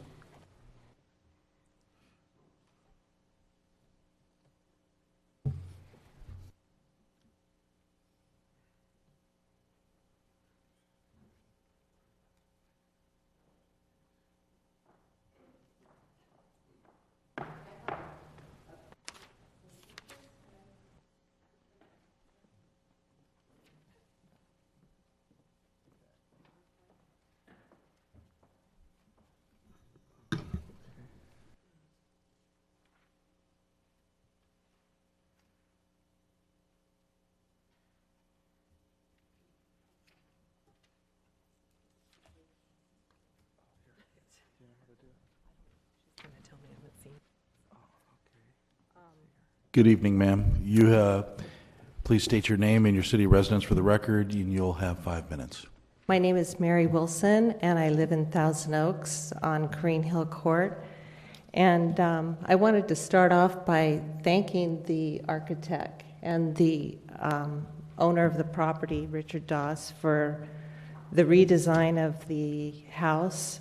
I especially like the fact that you removed the deck on our side of the property, and also you lessened the encroachment on the oak trees that are on our property. I feel it's unfortunate that we had to file an appeal in order to have the concerns of the residents of this street have our concerns considered, and but I'm glad we did it. Also, I'd like to thank Ed Rinke for all the work that he's done, all his time and effort, and also working as a mediator in this process. I also like that part in the staff report about the perpetual open space and being deed restricted. I still do have some concerns about the steep slope. The City of Thousand Oaks, the Community Development Department, is to be the stewards of the general plan. That's the mission statement. And you can go any. The general plan states that there should be no grading and slopes that are over 25% natural grade. Okay. The entire project, including the setback, is to be excavated into the toe of a steep slope exceeding 45% grade. This is from the city website showing the parcel with the 2-foot contours to show the elevation of the lot. And then the next slide is a similar parcel with the same 2-foot contours at the same scale. And then I put the two parcels next to each other. And I just, looking at the two parcels, which parcel would you say has the steepest slope? And parcel B is Corrine Hill Court, and parcel A is, the next slide, is Tamarack Street. And I was just wondering if there's any concern about slope slippage on this lot, especially during the excavation. I'm glad you addressed the oak trees. That was the next slide. And I was confused about that because when I saw that at the City Hall, I got a little excited about them relocating them, but I was confused when I read the staff report about that, but I think we cleared that up. And my other concern is about the traffic and our small substandard street. They're going to need to use 220 trucks to excavate over 1,000 cubic yards of dirt, and that's going to create quite a chaos for quite a long time, and I think that would be hard on Lynn Road or T.O. Boulevard, let alone on this little street. And I just wanted to thank the commissioners who came out and took a look at the project and viewing the location and seeing what we have to deal with. And I was just wondering, when you looked at the lot, what was your first impression? If you were looking for some place to build a house, would you look at that lot and say, I can build a house on that? So anyway, thank you very much. Thank you. Questions of the speaker? Thank you very much. That completes our speakers. We'll go back to staff now. Mr. Rinke.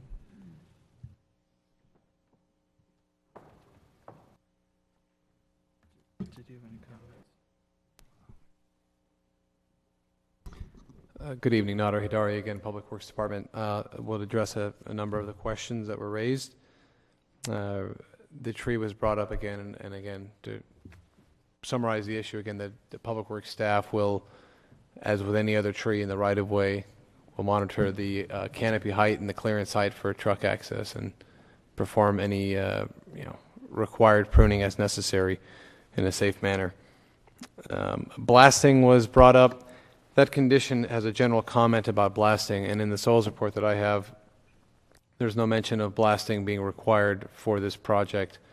There is underlying bedrock, as there is with many other projects, but the soils report says it will be rippable, so it will not require blasting. I'll let the applicant respond further if he'd like to on that item. Should the blasting requirement arise, as with any other project that it may not have been anticipated to start with, then there's a number of requirements the applicant would have to go through before just being able to begin blasting, especially considering the proximate land uses there, the homes nearby. Working hours, our public works inspectors and community development inspectors are very active, and they enforce working hours very strictly, and if there's a violation or continued violations, they'll shut the job site down. So that usually gets the attention of the applicant or the contractor pretty quickly, and they're not afraid to do that. So, and slope stability, the soils report, I have a copy here. It's the preliminary one. It's not really the final report, but a lot of it talks about the fact that there is bedrock there, and that will preclude landslides such as the other one that we looked at on the slide from occurring because of the fact that this is a cut slope that they would be cutting into, and it's been, for over a long duration of time, the actual natural weight of the ground has compacted the soil, and with the bedrock presence there, we're just cutting into it. They're not going to be grading up into the slope and remanufacturing the whole hill here. So I believe that is the response to a couple of the items. Ed may have further. I don't have any further comments. Further questions from staff? Comment, Mr. Town? Thank you, Chairman Lund. Just to address the question about general plan consistency, the conservation element of the general plan does have a policy which encourages that all projects avoid 25% slope encroachment areas. This is natural terrain wherever possible. In this case, staff believes that the applicant has done that insofar as approximately 94% of the site will be permanently preserved as private natural open space. In this current redesign, they have also increased the retaining wall height to further pull that retaining wall area, the front of it, further toward the street to, again, minimize 25% encroachment. Again, as several speakers have already noted, including the applicant, this is a very steep lot, very high average gradient, and very little area that is less than 25%. So it's obviously difficult, if not impossible, to avoid that. The question then revolves around the amount of grading that is reasonable for this particular project. And again, in staff's opinion, based on that amount that's going to be preserved as permanent natural open space, this seems to be a reasonable approach. Thank you, Mr. Town. Commissioner Adam. Just a quick question about the trees again. It says in the oak tree report, clearance pruning is not required, and it says it on just about every, I think every tree actually. But condition 82 talks about pruning. Branch pruning identification, all live branches to be pruned shall be identified with the field marking. Again, we're not anticipate pruning any of these trees, particularly number one, the big tree right on the street there.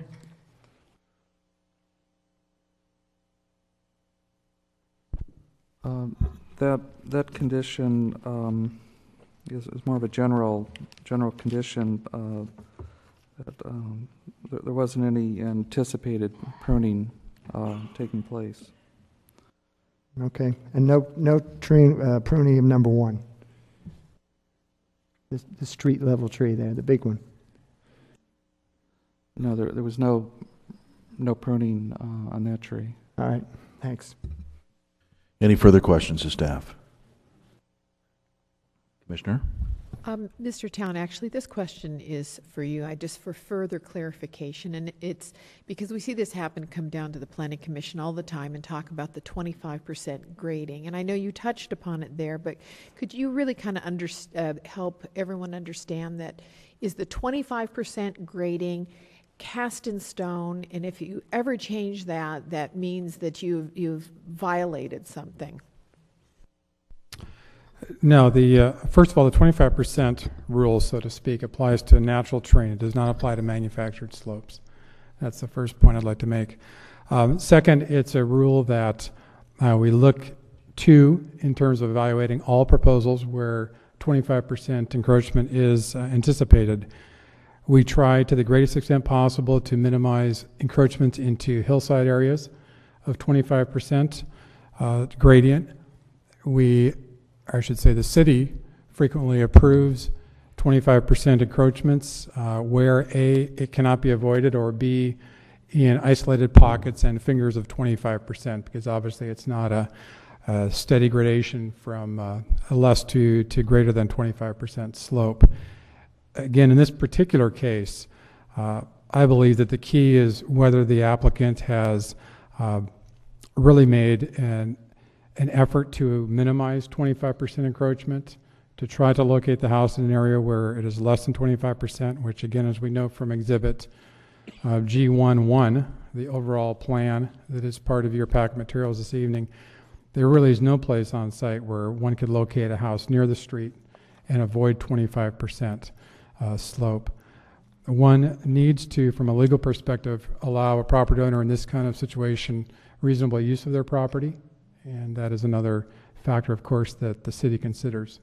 But again, it's not a rule that would preclude any kind of grading into that type of slope, but the question is whether it's been minimized to a reasonable degree, and again, in this case, staff believes that it has.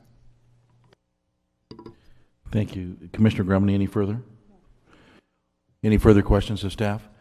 Okay, we'll go back to applicant rebuttal. Mr. DeCecco, you have 5 minutes. Please state your name and city of residence for record. North Commerce Avenue, Suite A in Moore Park, California. A couple of real quick comments. The oak tree, it's the oak tree in the middle of the street. Part of the reasons for the applicants wanting to live there is because of that oak tree in the middle of the street. So we're not going to try to touch it if at all possible. There was information brought up about the working hours and things like that. Again, we'll be working with, there has to be a plan in place, and Public Works has the authority to shut the job down if in fact that trust is violated. We're fully intending to comply with a pre-grade meeting. The grading itself, or there will be no blasting. It will be grinding. It'll be grinding by a company called Hard Rock Grinding, who is actually a Thousand Oaks-based company who has actually made presentations in front of the City Council about what they're capable of doing. So it will be a local company. It will be grinding only. It's not going to be, there is no blasting. Steepness of the slope, and getting back to Public Works actually mentioned it quite well, that this particular site, as far as we can tell, is all bedrock, so it's not going to be exposed to slippage. Commissioner Adam, we don't intend to prune any of the trees, so that we're not anticipating doing any of that. Commissioner Grumney, the only part of the slope that we're disturbing is part that's been disturbed already, at least as far as we can tell. And I'd like to make a sort of a general comment about grading. And at this point, frankly, typically when you look at grading, you assume that there's a cut slope, there's a fill slope, there's a pad built up, and you plunk a house on top of it. Grading, as this particular project is concerned, is basically you're digging a hole in the ground. And so all of the terrain around it will remain as such, and we're not going to be tapering slopes out or anything like that to build a flat pad to put the building on. We're basically digging a hole in the ground. And the more we decrease the house into the site, the deeper that hole gets. And so that's how we end up with the amount of trucks that have to go. And by agreeing to use smaller trucks, then we end up with more truck trips. So the idea is to use small trucks, dig a hole in the ground, get in and out of there as cleanly as possible. The entire construction process we're anticipating is going to take somewhere around 9 months. The grading operation and grinding operation, maybe 2. Okay? And that's basically it. I hope I answered everybody's question. Commissioner Adam? Yes, thank you. Just looking at the diagram here with the hole that you described. Mm-hmm. So once that's dug, why wouldn't you want to consider transplanting a couple of those trees? Looks like they'd be pretty accessible at that point. Well, once tree 2 and 6 is what. Well, again, I think staff brought it up pretty well. There's this confluence of things that has to happen. Number one, it's on a hillside. The only way to get a crane large enough to move a tree is that the crane has to be relatively large. Getting a crane that can do that and actually be up on a slope is even more complicated. It would be in our best interest, if at all possible, to move the tree, to relocate the tree. Whether that can be achievable, whether that's achievable or not, and still maintain the health of the tree, I can't guarantee that, unfortunately. No, you always take a chance when you relocate a tree, obviously. But what you're saying is you wouldn't be willing to do that. Say that again? You would not be willing to do that then.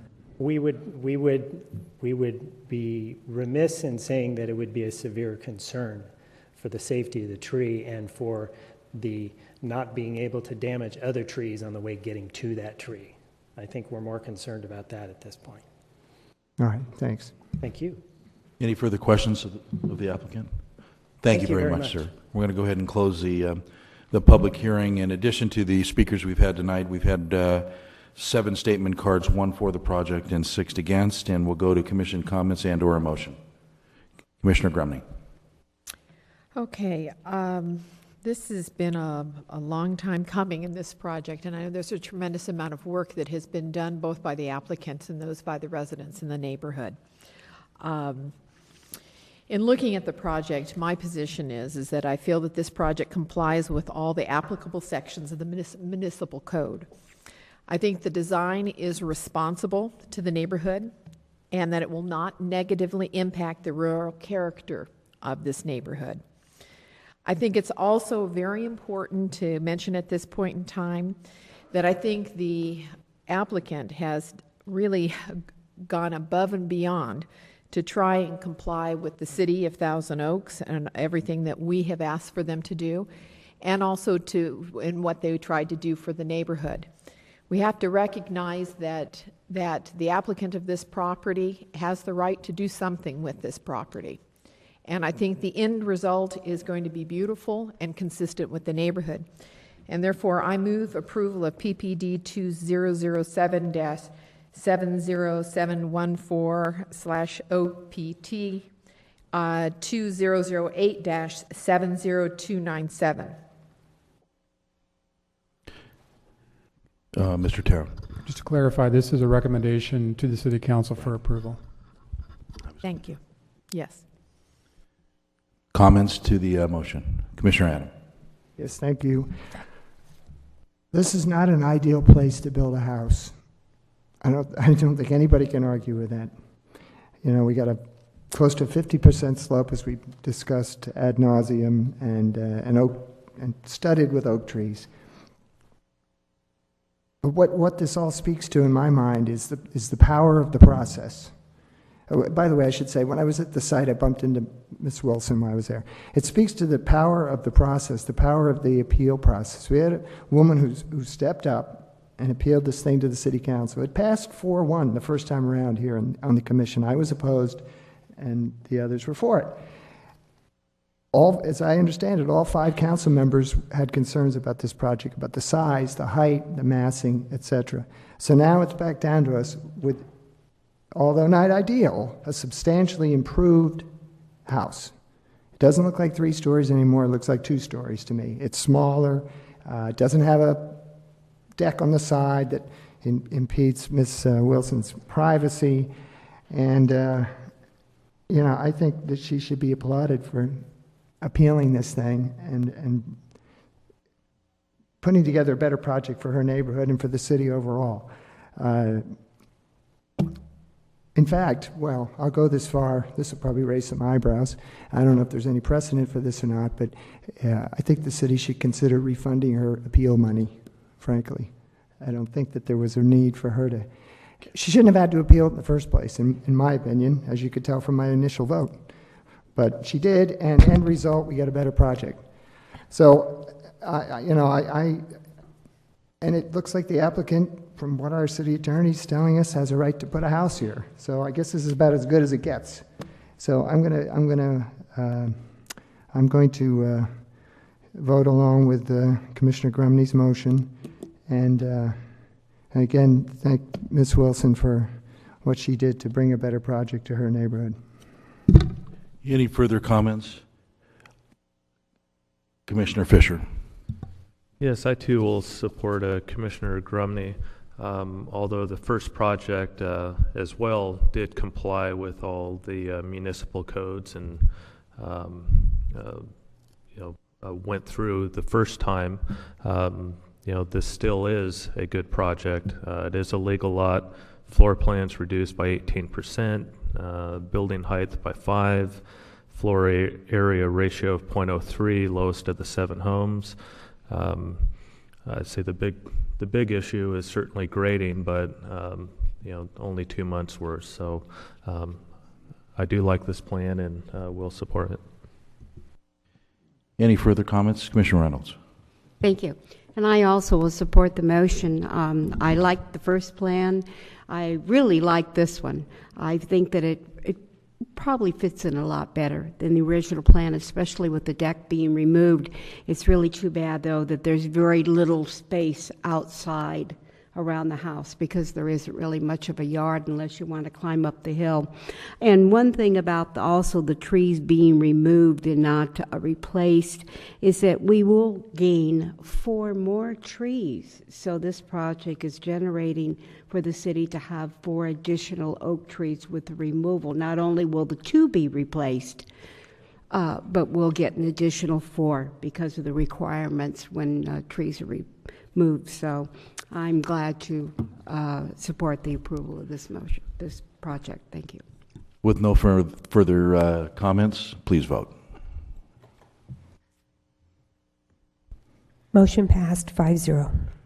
Thank you very much. We're going to take a short break before we get our last case of the evening.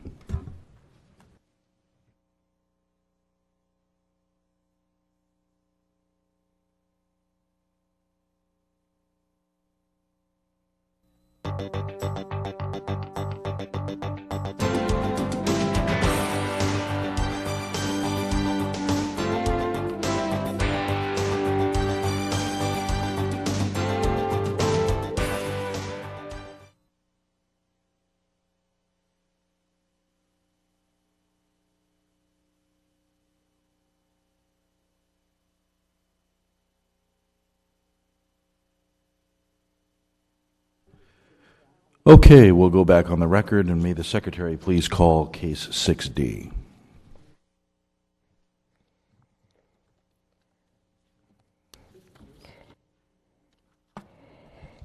Hearing advertised as required by law is hereby open to consider Agenda Item 6D regarding Case PPD 2009-70001. Applicant Pasha Mushiri. Request to allow the construction of a single-story, single-family detached dwelling. Location 718 North Rancho Road. Thank you. Mr. Rinke, you have you're playing a double header tonight. Yes. Staff report's all yours. Chair Lund and members of the Commission, the request is to construct the one single-story, single-family detached dwelling. The Planning Commission approval is required because the home size exceeds 150% of the floor area of the existing home that is to be demolished. And here is an aerial photograph of the site, and we have Rancho Road up in the northeast corner, and then the home is to be placed in the center of the property. And then there's to be a horse equestrian area in the front of the property. And surrounding the property are existing single-family dwellings and residences. In 2007, the applicant requested subdivision of the lot and construction of two homes. The proposed homes were 4,690 square feet and 9,243 square feet for a total gross floor area of 13,933 total square feet. The subdivision and precise plan of design permit for the two houses were denied by both the Planning Commission and City Council. In 2008, the applicant requested construction of a two-story home. The proposed home was 7,113 square feet, and that precise plan of design permit was also denied by the Planning Commission. And then on July 8th, 2008, the City Council approved a zone change for the area from RE to RE20. That's a rural exclusive for the Rancho Road area. And here's a view of the site from Rancho Road looking west. The property zoned now rural exclusive, RE20. It's a single-family detached housing zone. The minimum lot size is 20,000 square feet, and the minimum lot width in that zone is 100 feet. The property is 0.78 acres in size, approximately 3/4 acres. The property has a sloping terrain at the front half and is flat at the rear. As stated previously, the home is located near the center of the property on the higher ground. It's a single story. It's U-shaped. The gross floor area is 21% smaller than the last design. There's a livable floor area of 4,996 square feet and a 3-car garage for 6 141 square feet for a total of 5,637 square feet. The setbacks in the front yard, it's 128 feet, and there's a 20-foot minimum in that zone. And the rear yard is 76 feet, and there's a 20-foot minimum. The horse turnout and pipe corrals will be located on the lower level next to Rancho Road. The grading is now balanced on site with no export. And here's the site plan showing the location of the house, the U-shaped house here, single story. And then we have the equestrian area in the front. And then there's also a 20-foot landscape area in front of the equestrian area, which will have a bioswale. The driveway is to be constructed of interlocking pavers in the front. The only stamp paved area will be right at the entry, and then the remaining of the property is to be landscaped, and the pool is also shown. The building design is contemporary ranch design. It's 20 feet high at the main front portion and approximately 17 feet high at both the rear and south wings of the house. The building materials are to be flat concrete roofing tiles, and they comply with the city's precise plan of design guidelines. The applicant is proposing a perimeter block wall and interlocking pavers on the driveway. The floor area ratio is 0.17. And here's the front elevation of the house. And then the rear elevation. And then we have the right north elevation, and most of the side elevations are much lower, approximately around 16 feet. And then here we have the left south elevation. The neighborhood has a rural character with moderate sloping and flat terrain. They're predominantly large lots. They range in size from 8,300 square feet to 2 acres. There are 112 small to moderate custom homes in the neighborhood, and they range in size from 896 square feet up to 5,307 square feet. There's a mix of 1- and 2-story homes. The majority are single-story. There are 18 homes within 150 feet of the property. They are a mix of 1- and 2-story residences. The proposed home is 88% larger than these nearby homes, and they range in size from 1,256 square feet to 3,774 square feet. And the floor area ratio of 0.17, it's at the upper end of the range for these nearby homes, which range from 0.06 to 0.24, except for one smaller house on a smaller lot. Okay, the 10 largest homes within the broader Rancho Road neighborhood, they're mostly single-story. Proposed home is 6% larger than the existing largest home, which is 5,307 square foot gross floor area. And the floor area again is 1.17, and it's in the middle range for the 10 largest homes, which range from 0.15 to 0.26. A 2-story house was previously proposed on the subject lot. The applicant now is proposing a single-story house that is 21% smaller than the previous design. The architectural design has been modified to be more compatible with the neighborhood. The site plan includes a horse turnout and corrals adjacent to Rancho Road. The proposed house is still larger than the homes in the immediate area. These are the homes within 150 feet, 49% larger, but similar in size to the homes in the greater Rancho Road area, as I previously stated, 6%.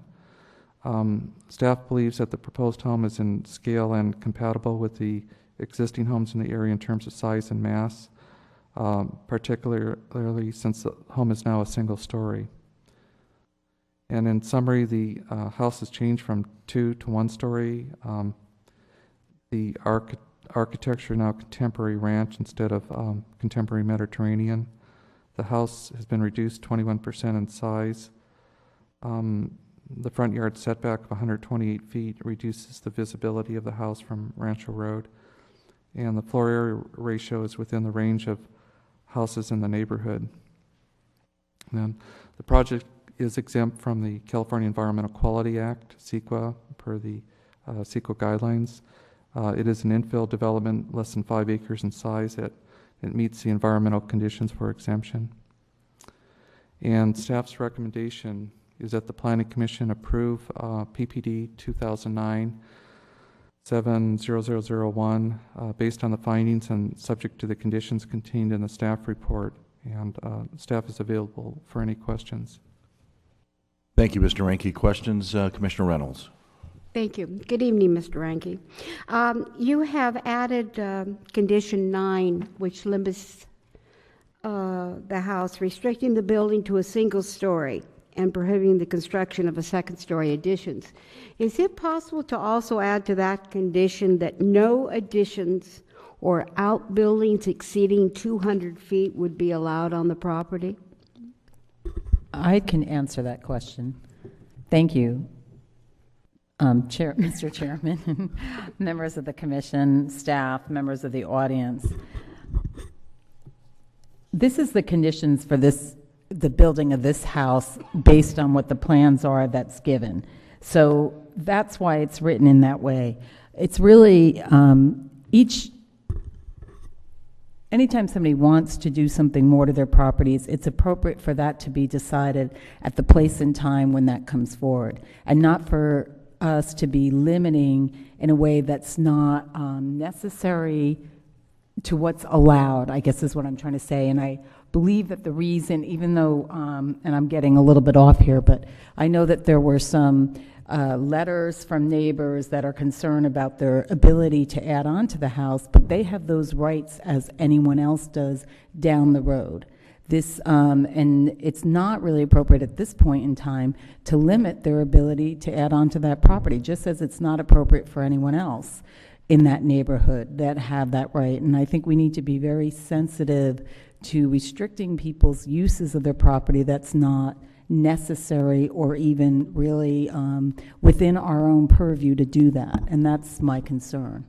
Would it be possible, though, if we can't do that, to limit that any additions would have to come through the Planning Commission? Because staff could very easily approve additions and not realize the past history of this piece of property. But that's the whole point, is this property shouldn't be judged on its past history. The property should be judged on what their application in the future holds. And if it's an application that doesn't need waivers or anything else that would normally be done administratively, then they have the right to proceed that way just as much as anyone else. And I mean, you put on a certain conditions and they're there forever.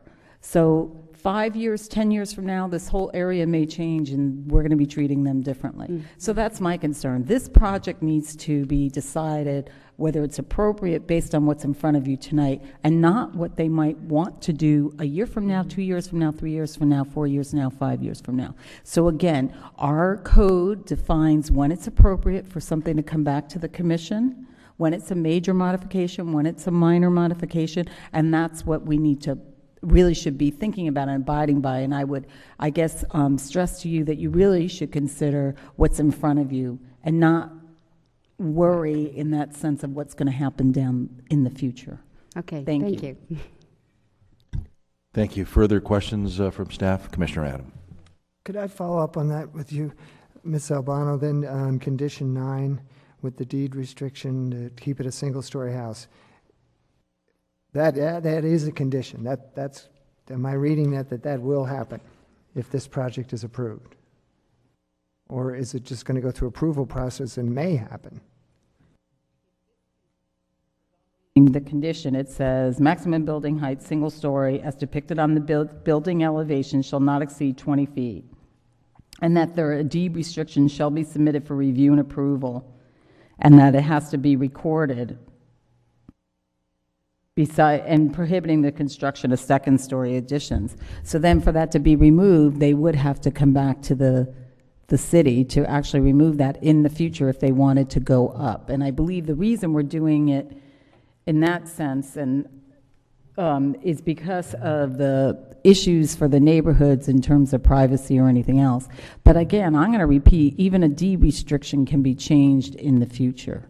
And I'm not going to say anything further at this point. No, I understand, but sticking just to number 9, the condition, and where we are tonight, I'm reading that deed restriction will happen, not may happen. That's right. It does say it will happen. Okay, that's the clarity I needed.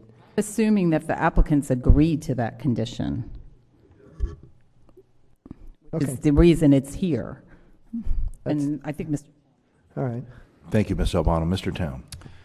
Thank you, Chairman Lund. Just to augment Ms. Albano's comments, this condition number 9 does restrict the building to 1 story, a significant condition, but not unprecedented. The city has imposed restrictions such as this to 1-story buildings in other situations, including corner lots.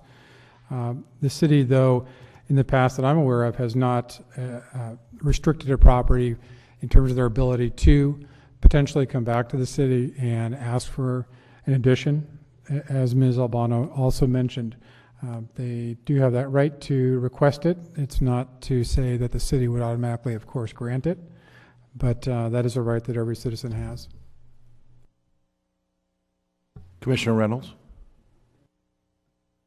And one last thing, I know there's been a lot of talk in the staff report, and I'm facing this way because I think Ms. Albano might want to answer this, is that there is nothing, because of, I know things that have happened in the same area or close to it in past years, that someone could come in and I don't necessarily build a halfway house, but they have built homes for juveniles and different things, that's a state thing. It's something that we have no control over.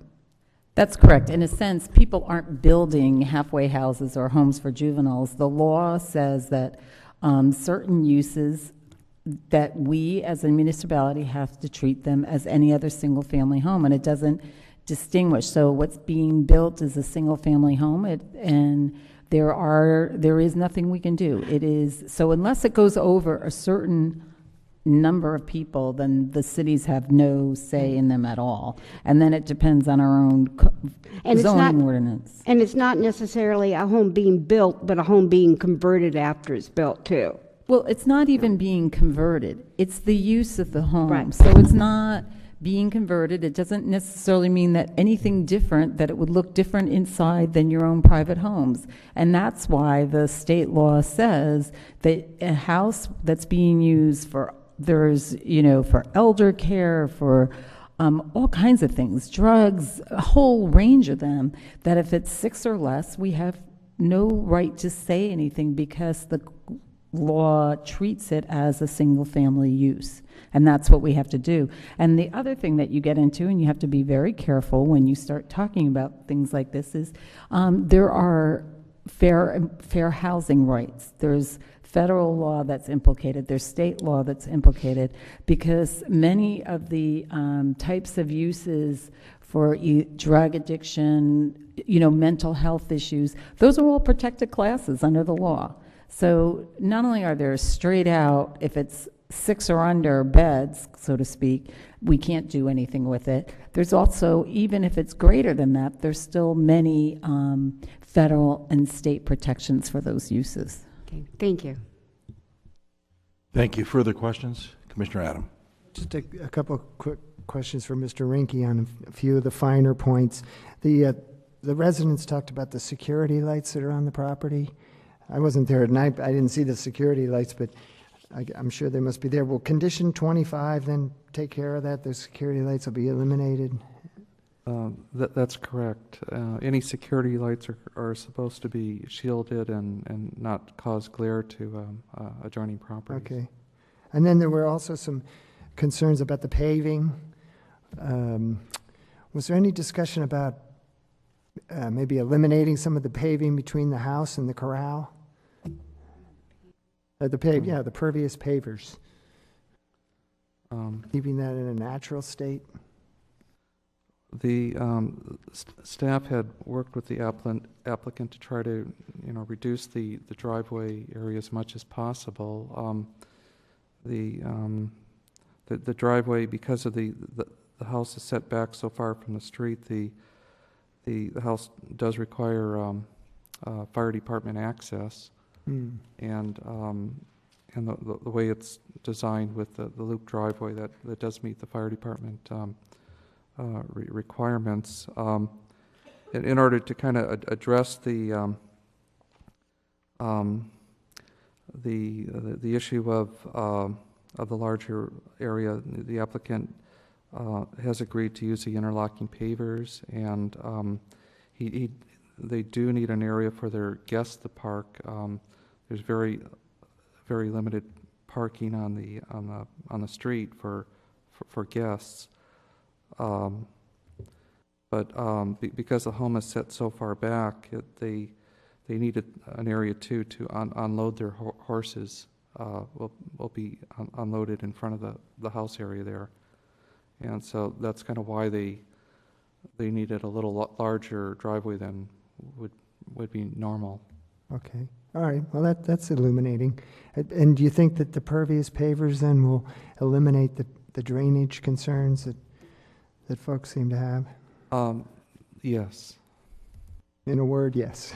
Yes, and there will also be some additional features included next to the street. There will be some swales to catch. There will also be the bile swale in the 20-foot landscape area.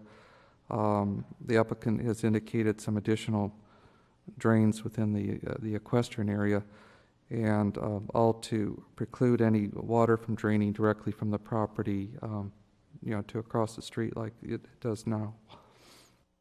All right. Thanks, Mr. Rinke. Any further questions of the staff? Okay.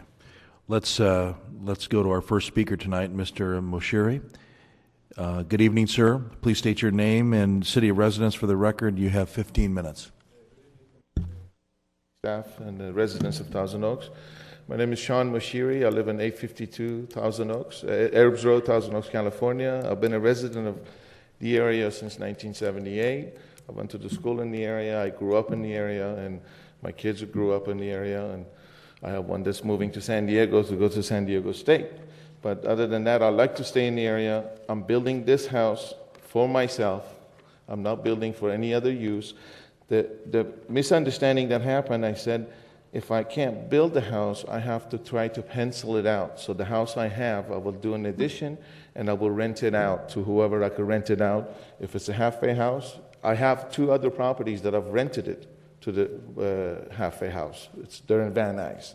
So I did mention that, but I'm not going to build a house of this scale with a horse facility in the front to rent it to the half-pay house. It just doesn't pencil out. Let me just give you the little story on this. I'm sure you guys are all aware of it. It started in 2006 when I came to Mr. Rinke. I originally bought this lot to build 3 houses on it and sell it based on RE10, because this is almost 34,000 square feet. I was going to subdivide and build 3 homes. When we had a meeting with Mr. Rinke, we reduced it 2 houses, and I decided that I keep one for myself and build another one for my in-laws. Now, through the different sessions that we had at the city, that was shut down, and maybe it was a good thing it was shut down, because if I would have built that original 3 houses, I would have lost a lot of money with what's happening to the real estate. So, again, maybe I should thank the staff, or maybe I should thank the residents next door or front or back, that happened. What I'm trying to do right now is just to build a house, just a minimum house that fits the area of the now, not 50 years ago where this house was built with 896 square foot, with 2 little bedrooms. Everything is built in the area that I have a picture that I could show some of the pictures that in the area. Let me see.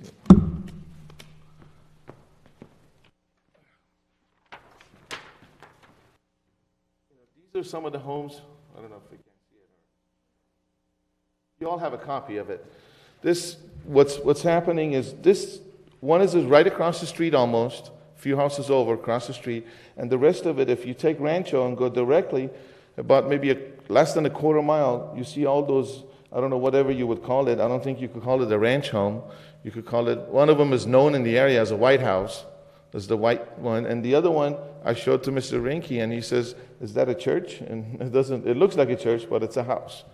So basically, Mr. Rinke worked very hard, and I really appreciate his efforts on this. He reduced it with me. Basically, I designed it around what he asked me to do and what the neighbors asked to do. And I try to make the neighbors as happy as possible, but sometimes I've got a neighbor that comes and tells me, cut all the oleanders on the side because they're not good for the horses and it's poison. When I go to cut them, the other neighbor comes crying to my house, knocking on my door, says, "Please don't cut them because I lose my privacy." So what do you do in that situation? You know, you're trying to satisfy both neighbors, it doesn't work. I stopped cutting them. I get, all the time I have code enforcement, I have Michael Hines at my property every day, just about. The neighbors call, you have a bright light. He comes over there, he looks at it. There's a 75-watt fluorescent bulb over the barn, single bulb. And the neighbors are complaining, saying that it's too bright. 75-watt fluorescent bulb. It's over the barn. And he looked at it, he said, "You're fine. You could have this over the barn.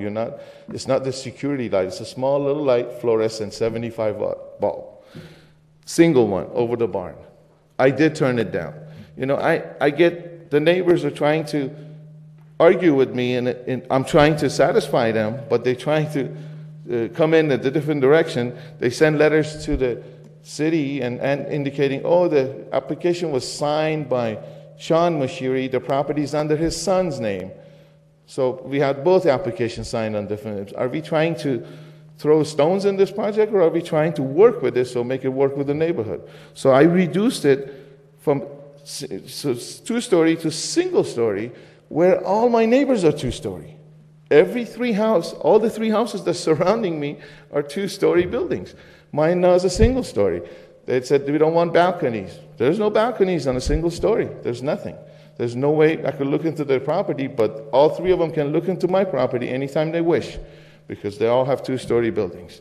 And one of them, the building is 6 inches from the property line, which we're going to have to find out how that happened.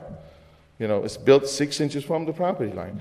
So I did move the property, I did move the house to the different locations to satisfy as much as possible. You could ask Mr. Rinke to satisfy the entire community, but it's almost impossible. The house is reduced from original almost 14,000 square feet to less than 5,000 square feet of living space. That's a big reducement. Mr. Adams mentioned when I first came in, he goes, "Are you willing to build just one house?" And that was like 9,000 square foot on top. Now it's only 5,000 square feet with the horse facilities.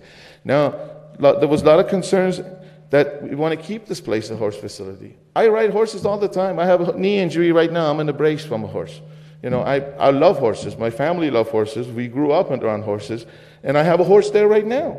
I brought a horse there that has a suspensory injury. It's there, just on the rehab. So I brought, and I want to have a horse. My kids love to have a horse. So I built the arena in the front to satisfy myself and the neighbors who are concerned about losing your horse property. No, they're not losing your horse property. It's right there. When you look at my property after it's built, the first thing you're going to see is a horse. Second thing you're going to see is a barn. The third thing you're going to see is the house. House is way in the back. When I came had a meeting with Mr. Prescott, indicated push the house, push the house, push the house. So it's right at the center of the property. So there's never possible for subdivision. We did. I have no intentions to build a second story. I don't mind having a deed restriction on the second story, because if maybe the residents don't know, but I know I'm a licensed contractor. You could not build a second story on a single story footing. We're putting a single story footing. For me to build a new house and come back and tear the footing out and build a second story, it's ridiculous. This whole process has been just, sucking into the finances of what we're going to put for this house. And this is the last thing we're going to go for. And I think we did everything possible to satisfy everything, the city, the neighbors, everything. But I can't, if two neighbors are asking for two different things, I can't do it. I can't do it. Right now, one wants me to cut the oleanders, one doesn't want me to cut the oleanders. What do you do? It's sitting there. And I told all the neighbors, even the one that's went through all this and caused all this, and I said, what do you want me to do? You want block wall? I do block wall. You want a wood fence? I do a wood fence. I'll work with you.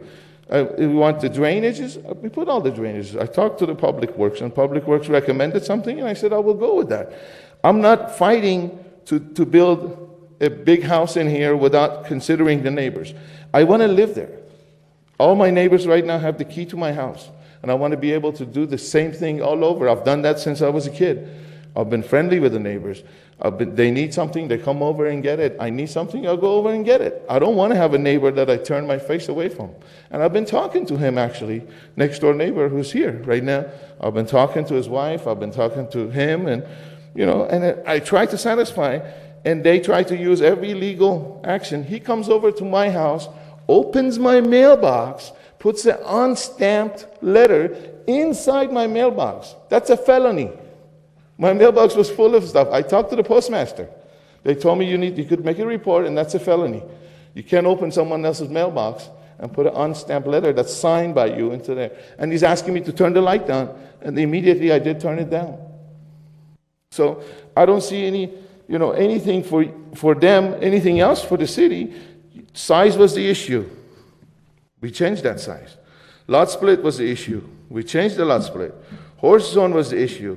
We changed the horse zone. It's horsed. It's the first thing you see when you come to that area. And I love horses. Mansionization. This is mansionization, what you have in front of you. Look at the house that I'm designing. It's nowhere near any of these homes. Dirt removal. The original plan required 200 loads of dirt to be removed. I worked very hard with the grading contractor to have it zero removal. We have zero removal from here. Zero. Not even the pool dirt will be removed from the area. We created that so there's nothing, no dirt leaves here. There was a concern driving up and down. Drainage was the issue. We worked very hard with the drainage issue. We still have to work further to find out what we're going to do in the front, and we have plans that they require, and I will do it. Privacy was the issue. There's no more second story. There's no more second story whatsoever, except they could look at my house anytime they wish. I don't have that privilege. And basically everything they wanted, we addressed it. And besides, there's certain things I can't change. I can't change my nationality. I can't do that. If they want me to, change the color of my hair, I can't do that. But of address, I did that. I have no intention to rent this property. I have no intention to have anybody else live in it at this time. God knows what happens with the real estate 5 years from now. It's possible that, 5 years from now, the bank owns it. And the bank sells it to whoever sells it. They have no control over that. But I'm willing to sign anything at this time that I'm not going to build a second story. I have no intention to do any addition to it anymore. I almost have no intention to build it at this time what the real estate is, because with the cost that's going to cost you to build a 5,000 square foot house, you could go and buy a beautiful house, even though I'm a contractor. The reason we want to do this and continue doing this because I already own it. I'm already in it. And that's the reason. My tenant moved out. The place is empty. I go there myself. I have a horse there. And on Wednesday nights I play my card game in that little house with my friends. And it's there. And I said, this is the last thing I do, then I will go. I don't see any reason that the Planning Commission would deny this based on size, based on lot division, based on usage, based on anything. All of those have been addressed. Basically, Mr. Rinke, with this hard work he's done, he designed the house. He did. He basically redesigned the house. And he spent hours and hours and hours and hours on it. And he talked me into, oh, take it, get rid of this, get rid of that, get rid of this, get rid of that. And I did. And if you ask him, if anything he asked me to do and I refuse to do it, I will ask you to deny my application. If you have any question, I'll be glad to answer. Thank you, sir. Any questions for the speaker? Thank you very much, Mr. Mashiri. Okay, we have 4 speaker cards here tonight. David Hagoplan, followed by Victor Abrunzo, followed by Jerry Zucca and Jim Rugsaker. So you know your order of speaking. You all have 5 minutes. When the orange light comes on, you have 1 minute left in your presentation. Good evening. Please state your name and city of residence for the record. Hi, my name is David Hagopian. I live in Thousand Oaks, and I'm here to read a statement that was written by Tina Fragoli, who lives at 720 Rancho Road, right next door to Mr. Moshiri. Excuse me. Our property is completely surrounded by a perfectly functional, secure, consistent fence. It serves us well and keeps our animals safe and secure in our yard. We insist that our fence stay completely intact. Fencing can easily be added to the neighbor's side for privacy or decoration. It is not right for a new owner to decide to change a neighbor's existing fence. We will not sacrifice our existing security and consistency. There is no need to change this fence in any way, and we do not agree to it. Number 2. To protect neighbors from mess, dirt, and sound, please add as a condition to approval that the builder finish his fencing before any work begins at 718 Rancho Road. This includes any demolition, grading, and construction. Number 3. The 718 Rancho plans situate the house at minimum setbacks near the northern property line at 720 Rancho. Unfortunately, our house is very close to this same property line, so the houses would be unnecessarily crammed together. With plenty of room on the other side of the 718 lot, there is no need to put the house so close to ours. The home on the southern adjoining property, 806 Rancho, is at least 75 feet from the fence. Please require that the house at 718 is situated farther away from the property line at 720. This will avoid an unnecessary crowded look and feel. Number 4. In addition to the recommendation in the staff report to require a deed restriction to allow a second story, please make a deed restriction on any further building at 718 Rancho a condition for approval. The square footage is plenty large, and no additions, garages, or detached buildings should be allowed in the future. Thank you for your effort to lessen the impact of this development on the character of our neighborhood. And once again, this was written by Tina Fragoli, who lives at 720 Rancho Road, Thousand Oaks. Thank you. Thank you. Questions for the speaker? Thank you very much. Victor Abrunzo. Thank you, Mr. Chair. Good evening, sir. And good evening to you, sir, and the rest of your commission. I apologize for not being dressed. It was just a little tough to get a dress shirt or a jacket over this arm. The concerns that I've provided to you in the letter, I think, are largely the concerns of the other neighbors. We've been through at least 3 calendar years of efforts to see this brought to a reasonable condition. And while this is larger than the median, we've certainly gotten closer. I don't expect at this time we're going to meaningfully or realistically object to this house, but as my neighbors, I am concerned that this house not be allowed to grow. I thoroughly understand the comments raised by Commissioner Reynolds and the response by the city attorney, and hope that due consideration can be given to controlling the size, if not merely the stories related to the house. With respect to the concept of the bioswale, I would simply comment that Mr. Liston promised us a bioswale that would protect flooding when he built the 5 houses across the street. That's a mess and continues to be a mess every time there's a significant rain. I think you should also keep in mind, and especially for those of you who drive out and visit these sites, that Rancho Road on that curve is a major pedestrian thoroughfare for the Colina students trying to get to school. And when we have schools and parents driving and kids walking and the road being limited by the puddling, we're really looking at a dangerous situation. I hope we make sure that this particular bioswale or whatever drainage mitigation procedure is undertaken will truly and effectively do the job. Last, with respect to the landscaping, or at least the perimeters, I hope that the neighbors are given some input into the landscaping plan.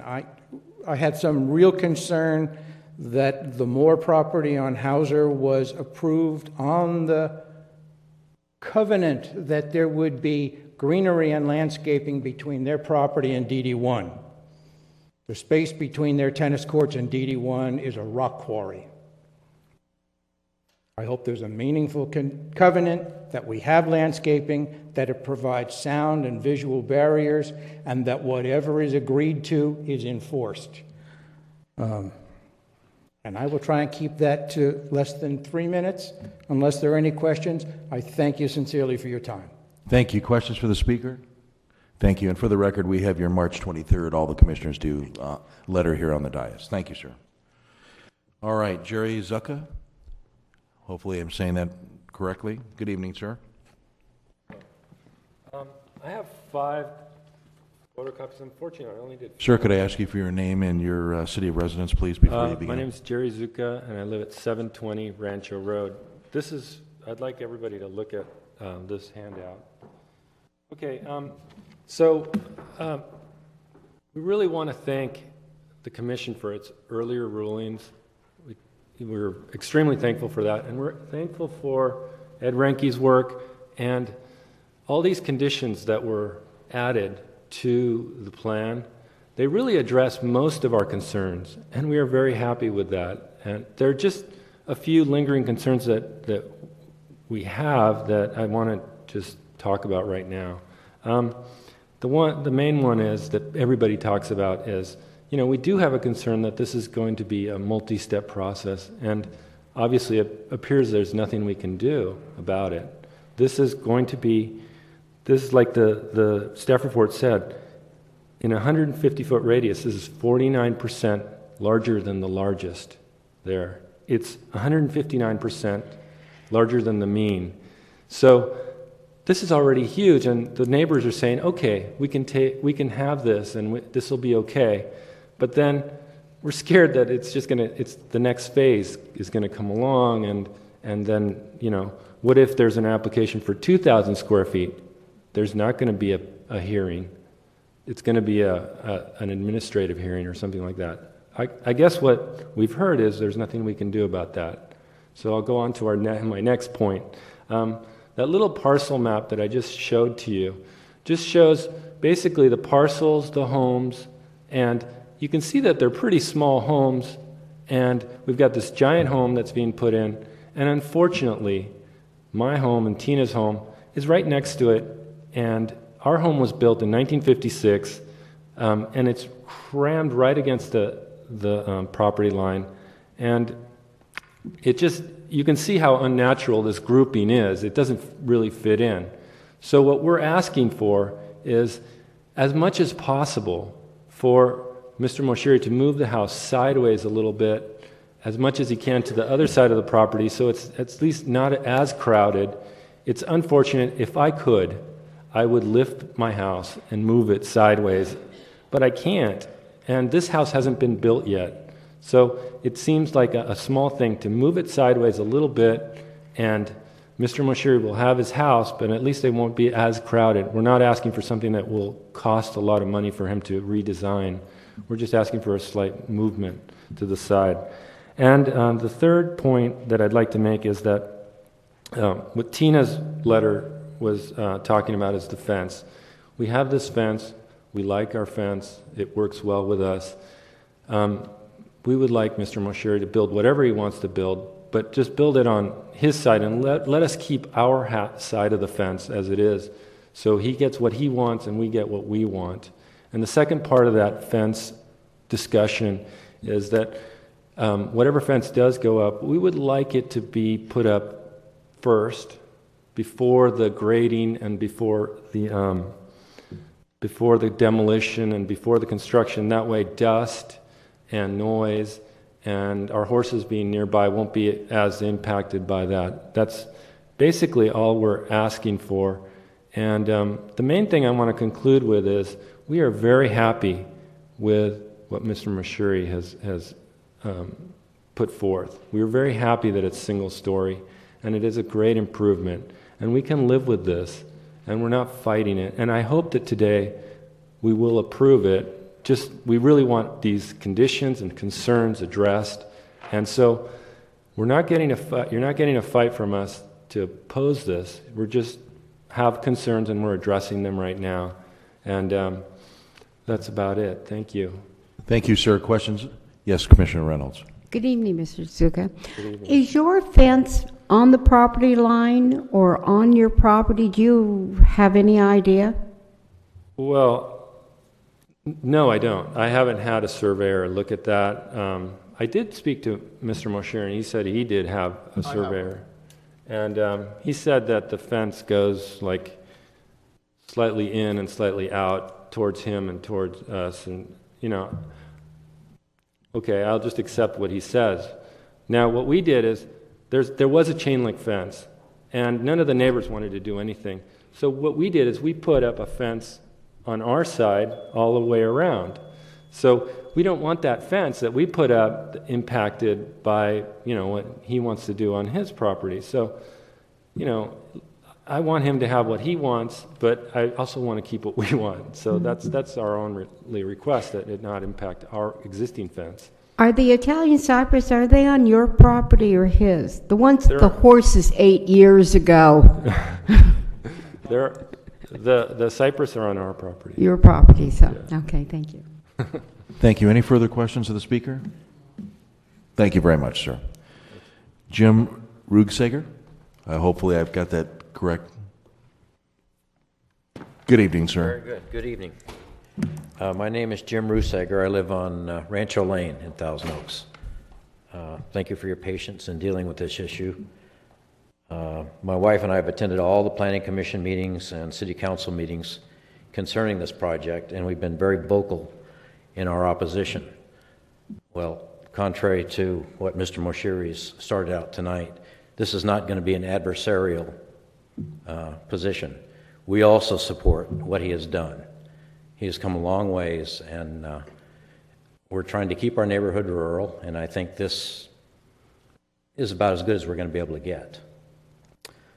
We don't oppose the project, but we do want to support Mr. Rinke's staff report recommendations, and primarily that deed restriction, even though the city attorney says that it can't be done or won't hold water. We'd like to see that size put in there, not just the height, only for the fact that it'll prevent an administrative approval or a rubber stamp in the future. You know, we've been through this for about 3 years now, and 5 years down the road, who's going to remember it? And we'd like at least notification to the neighborhood that something like that is going to happen, so that we could voice our opinion and let the commission make the decision. I provided a letter that's in your packet from March 4th expressing my concerns, and we've talked about most of those already. The size and height. The landscaping should be very comparable to the neighborhood to keep its rustic ambiance, and I hope that's looked at with a fine eye once it's done and out of the commission's purview. Who's going to bring it up at that point? The other is the drainage. I know that's been discussed several times as well, but there's been a lot of problems in that area. It really needs to be, I guess, pencil whipped as much as possible. To try and go back and change this after the fact is going to be a nightmare. And I know the neighbors are kind of in a bad spot as it is now, and certainly don't want to see it get any worse. You know, I assume that it won't be. I think it's going to be better. He's going a long ways to make these drainage swales and trying to accommodate the neighborhood. So just hopefully it will be really scrutinized. Other than that, as I say, we support this project. He's come a long ways. He's reduced the size. He's met most of our requirements, and we appreciate his efforts as well as the City Council and the Planning Commission to keep our little rural piece of the world the way it is. It's very unique, and we like it that way. We want it to stay like it is. Thank you. Thank you, sir. Questions for the speaker? Thank you very much. That concludes our speakers. We go back now to staff for Mr. Rinke.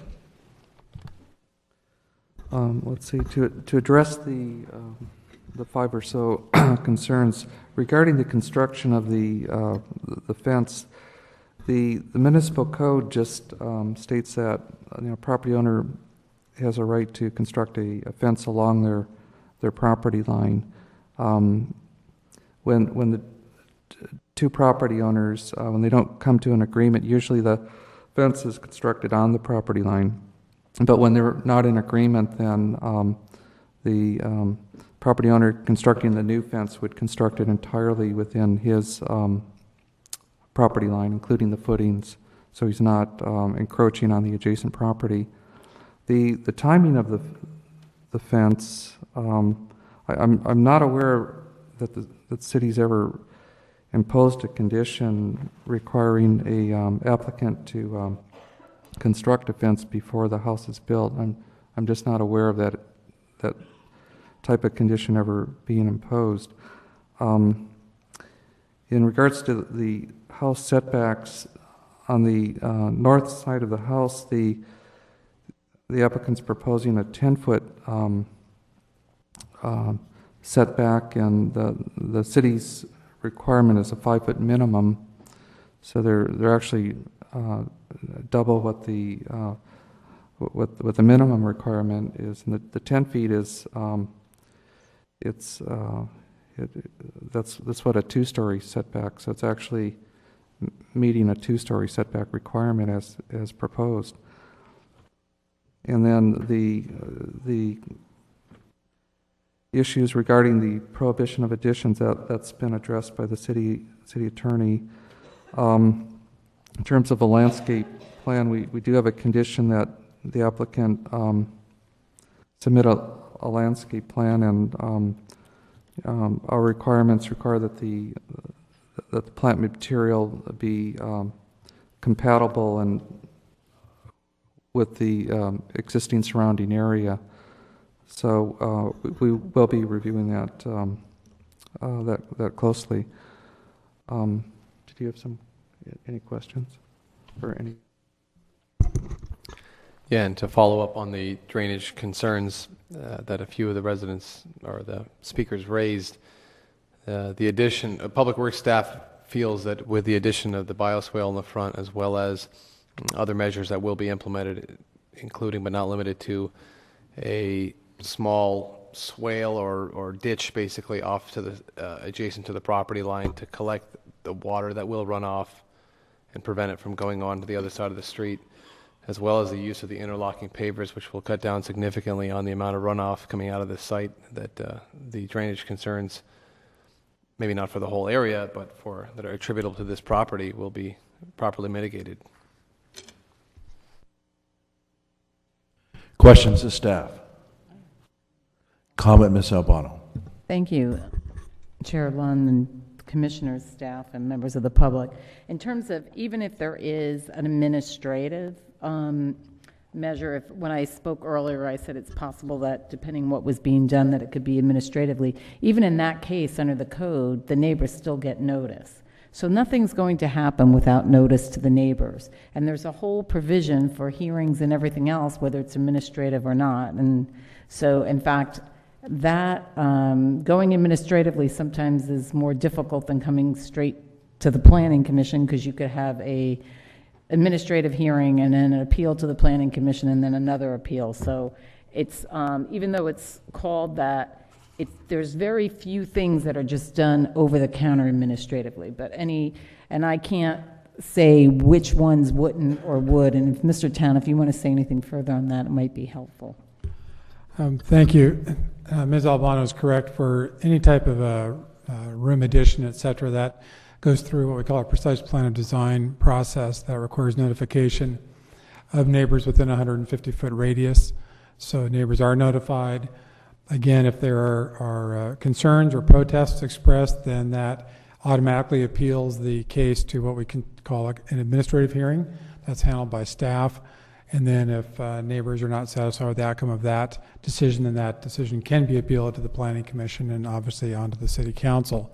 So for all but the most minor projects, those do require notification, and that process is already in place. Thank you, Mr. Town. Commissioner Reynolds. Thank you.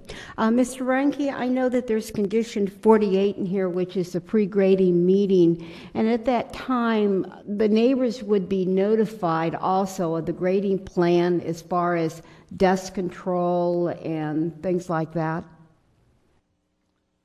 Do you want to answer that? Sure. Yeah, good evening again, Commissioners. That's a Public Works requirement, that condition, so I'll speak on that regard. Yes, at a minimum of at least 10 days prior to the actual start of grading, the applicant will have to conduct a pre-grading meeting with the neighbors, and typically it's within about a 300-foot radius of the site. And that's the point in which he'll provide them with a construction schedule, maybe a small copy of the site plan, and contact information if they have questions during the grading operation. Whether there's a full detail on all the measures he's doing, it's not really required to go into that level of detail, but basically he fields questions and he's responsible to answer them. So, right, but there is a dust control plan during the whole grading, and I know if the wind gets so great that the grading stopped, and there's all kinds of measures that are taken, yes, that take place during that time, so that the neighbors can be reassured that there won't be a big problem with the grading and everything. So I'm just concerned about the fence, and the fence being not really right on the property line or whatever, that Mr. Mashuri would have the right to remove a fence that was on his property if he wanted to, couldn't he? That's actually, if there's an issue between two neighbors on whether the fence of whose lot size it's on, that's really a civil matter between them, and I wouldn't want us opining one way or the other what his rights are. That's really between them. And, surveyors sometimes differ, and so hopefully the neighbors can work together and come to some kind of agreement. Good. Okay. Thank you. Any other questions, staff? Okay. We'll go back to Mr. Mashuri for what we call rebuttal time. You have 5 minutes, sir. Please state your name for and Sean Mashiri, 852 Herbs Road, Thousand Oaks, California. Let's go back to the minimum setbacks. Again, Mr. Rinke mentioned it. I'd like to mention it. It's 5 feet on the sides, and I went to 10 feet on the sides. And in order for me to move the house, we have to change grading plan, we have to change everything. And now I'm going to get closer to the other neighbor that is going to come back and say, hey, how come you move closer to me and away from the other neighbor? I'm already twice the limit that is required in the sides. I'm 7 times the limit in the front. I am 6 times the limit in the back. So I squeeze that house away from everybody as much as is possible, way over the city standards. So I don't think the setbacks are any issue anywhere, within 7 times, 6 times, 2 times, all over. As far as the fence goes, I paid $700 to have a survey done, to all the boundaries survey, and Mr. Zuka's fence is 6 inches into my property on the back of the lot. It goes down to 0 past the center of the lot. It goes 2 inches into his property at the end where the street pole is.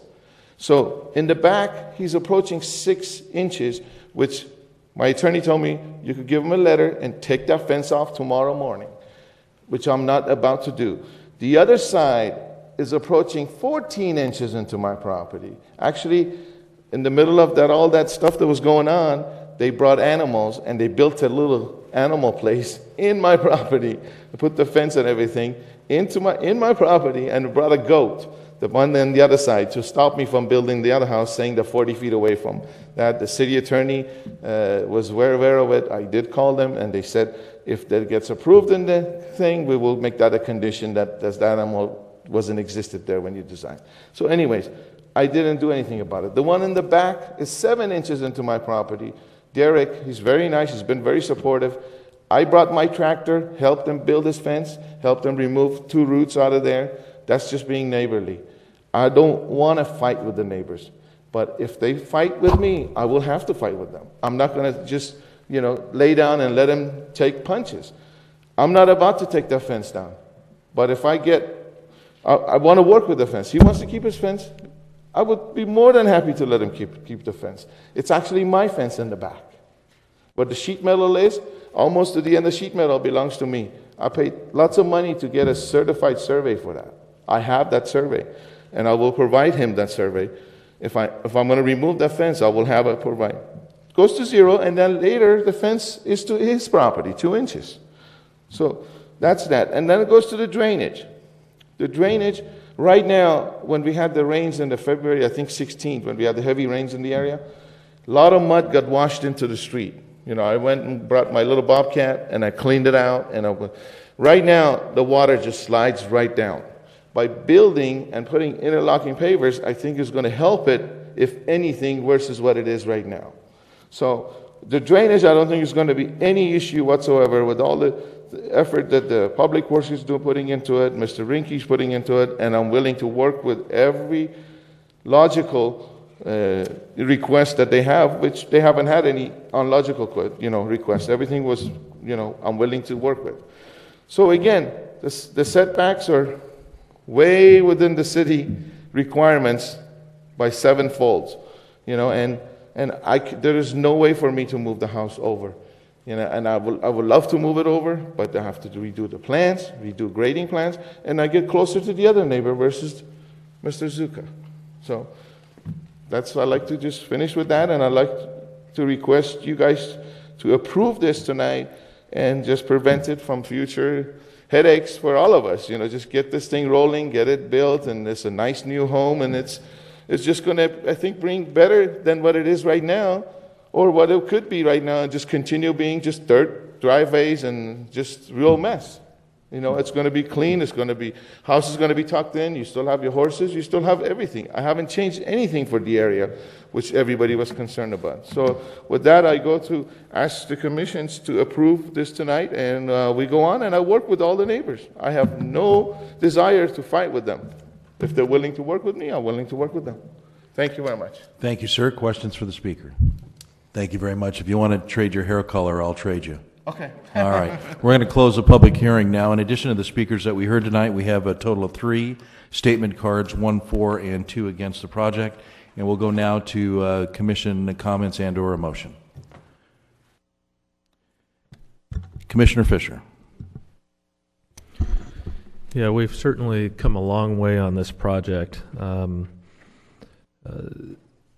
It's night and day from what we've seen before. All the mitigation measures have been put into place. Applicant has worked with staff, appears to have worked with the neighbors. This is just, it's much better. The city attorney had mentioned what we can and can't do. There's processes in place for additional hearings if you want to add on to it. So I think we're at the point where we've got a pretty good project here. So with that, move approval of PPD 2009-70001 based on the findings and subject to the conditions in our packet. Thank you. Comments to the motion. We'll start on the outside and move in. Commissioner Reynolds. Thank you.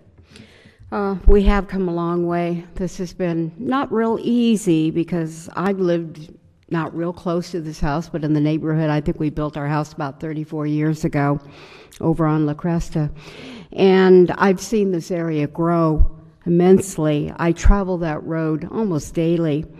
And while not everybody is always happy with homes that are built, But I really believe that a property owner, if they meet all the conditions of the city, they have the right to build on their property. It would have been nice if it had been a real small ranch-style home like some of the other ones. And it's nice how the neighbors on that street have really improved their homes over the year. And then with the addition of the brand-new homes that were added. With that, I'm going to support Mr. Fisher's motion. I really think that Mr. Masheri has worked with the city. I really hope that you come together with the neighbors, and the neighbors are the same way with you, that I'm sure it's going to be very difficult living in a neighborhood where people are not friendly with you, and especially if you have young children. But I really think this will be an addition to the neighborhood, and it will probably make improvements on the drainage and other things. And maybe the neighbors have gotten to know each other a lot better during this whole process. So with that, I'll approve the motion. Thank you, Commissioner Reynolds. Commissioner Adam. Yes, thank you.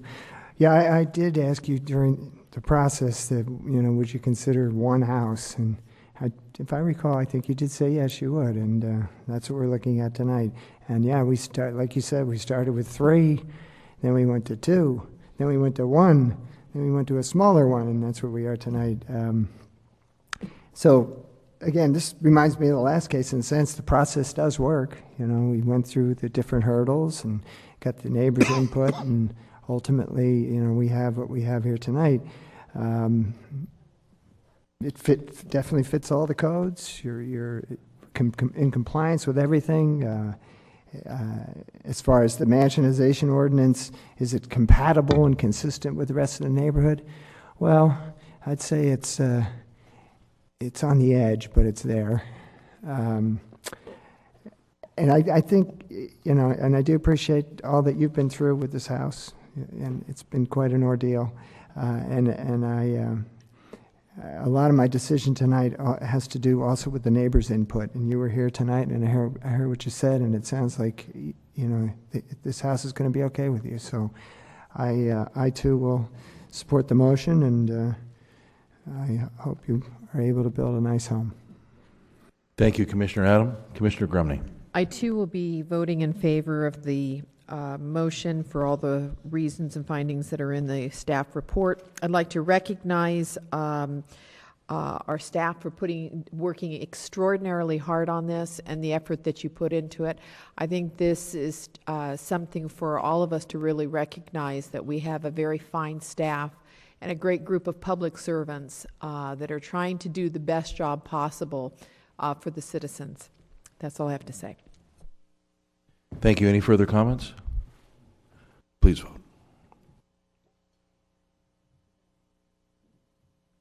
Motion passed 5-0. Congratulations. There's also a 10-day appeal period. Item number 7, Community Development Department reports and referrals. Mr. Town, you have the floor. Thank you, Chair Lund. Just to draw the Commission's attention to page 155 of your packet. We do have a pretty busy schedule coming up with hearings on April 13th, April 27th, where we have multiple cases, and then many mansions, as you heard earlier tonight, is currently tentatively scheduled to be heard by the Commission on May 11th. And then in terms of cases that will be heard by the City Council, the one case that we included for your information is the Home Depot case, which will be heard by the City Council next Tuesday night at a special meeting on March 31st. That's all I had at this time. Thank you. Thank you, Mr. Town. Do I have a motion from the meeting minutes of March 9, 2009? Commissioner Reynolds?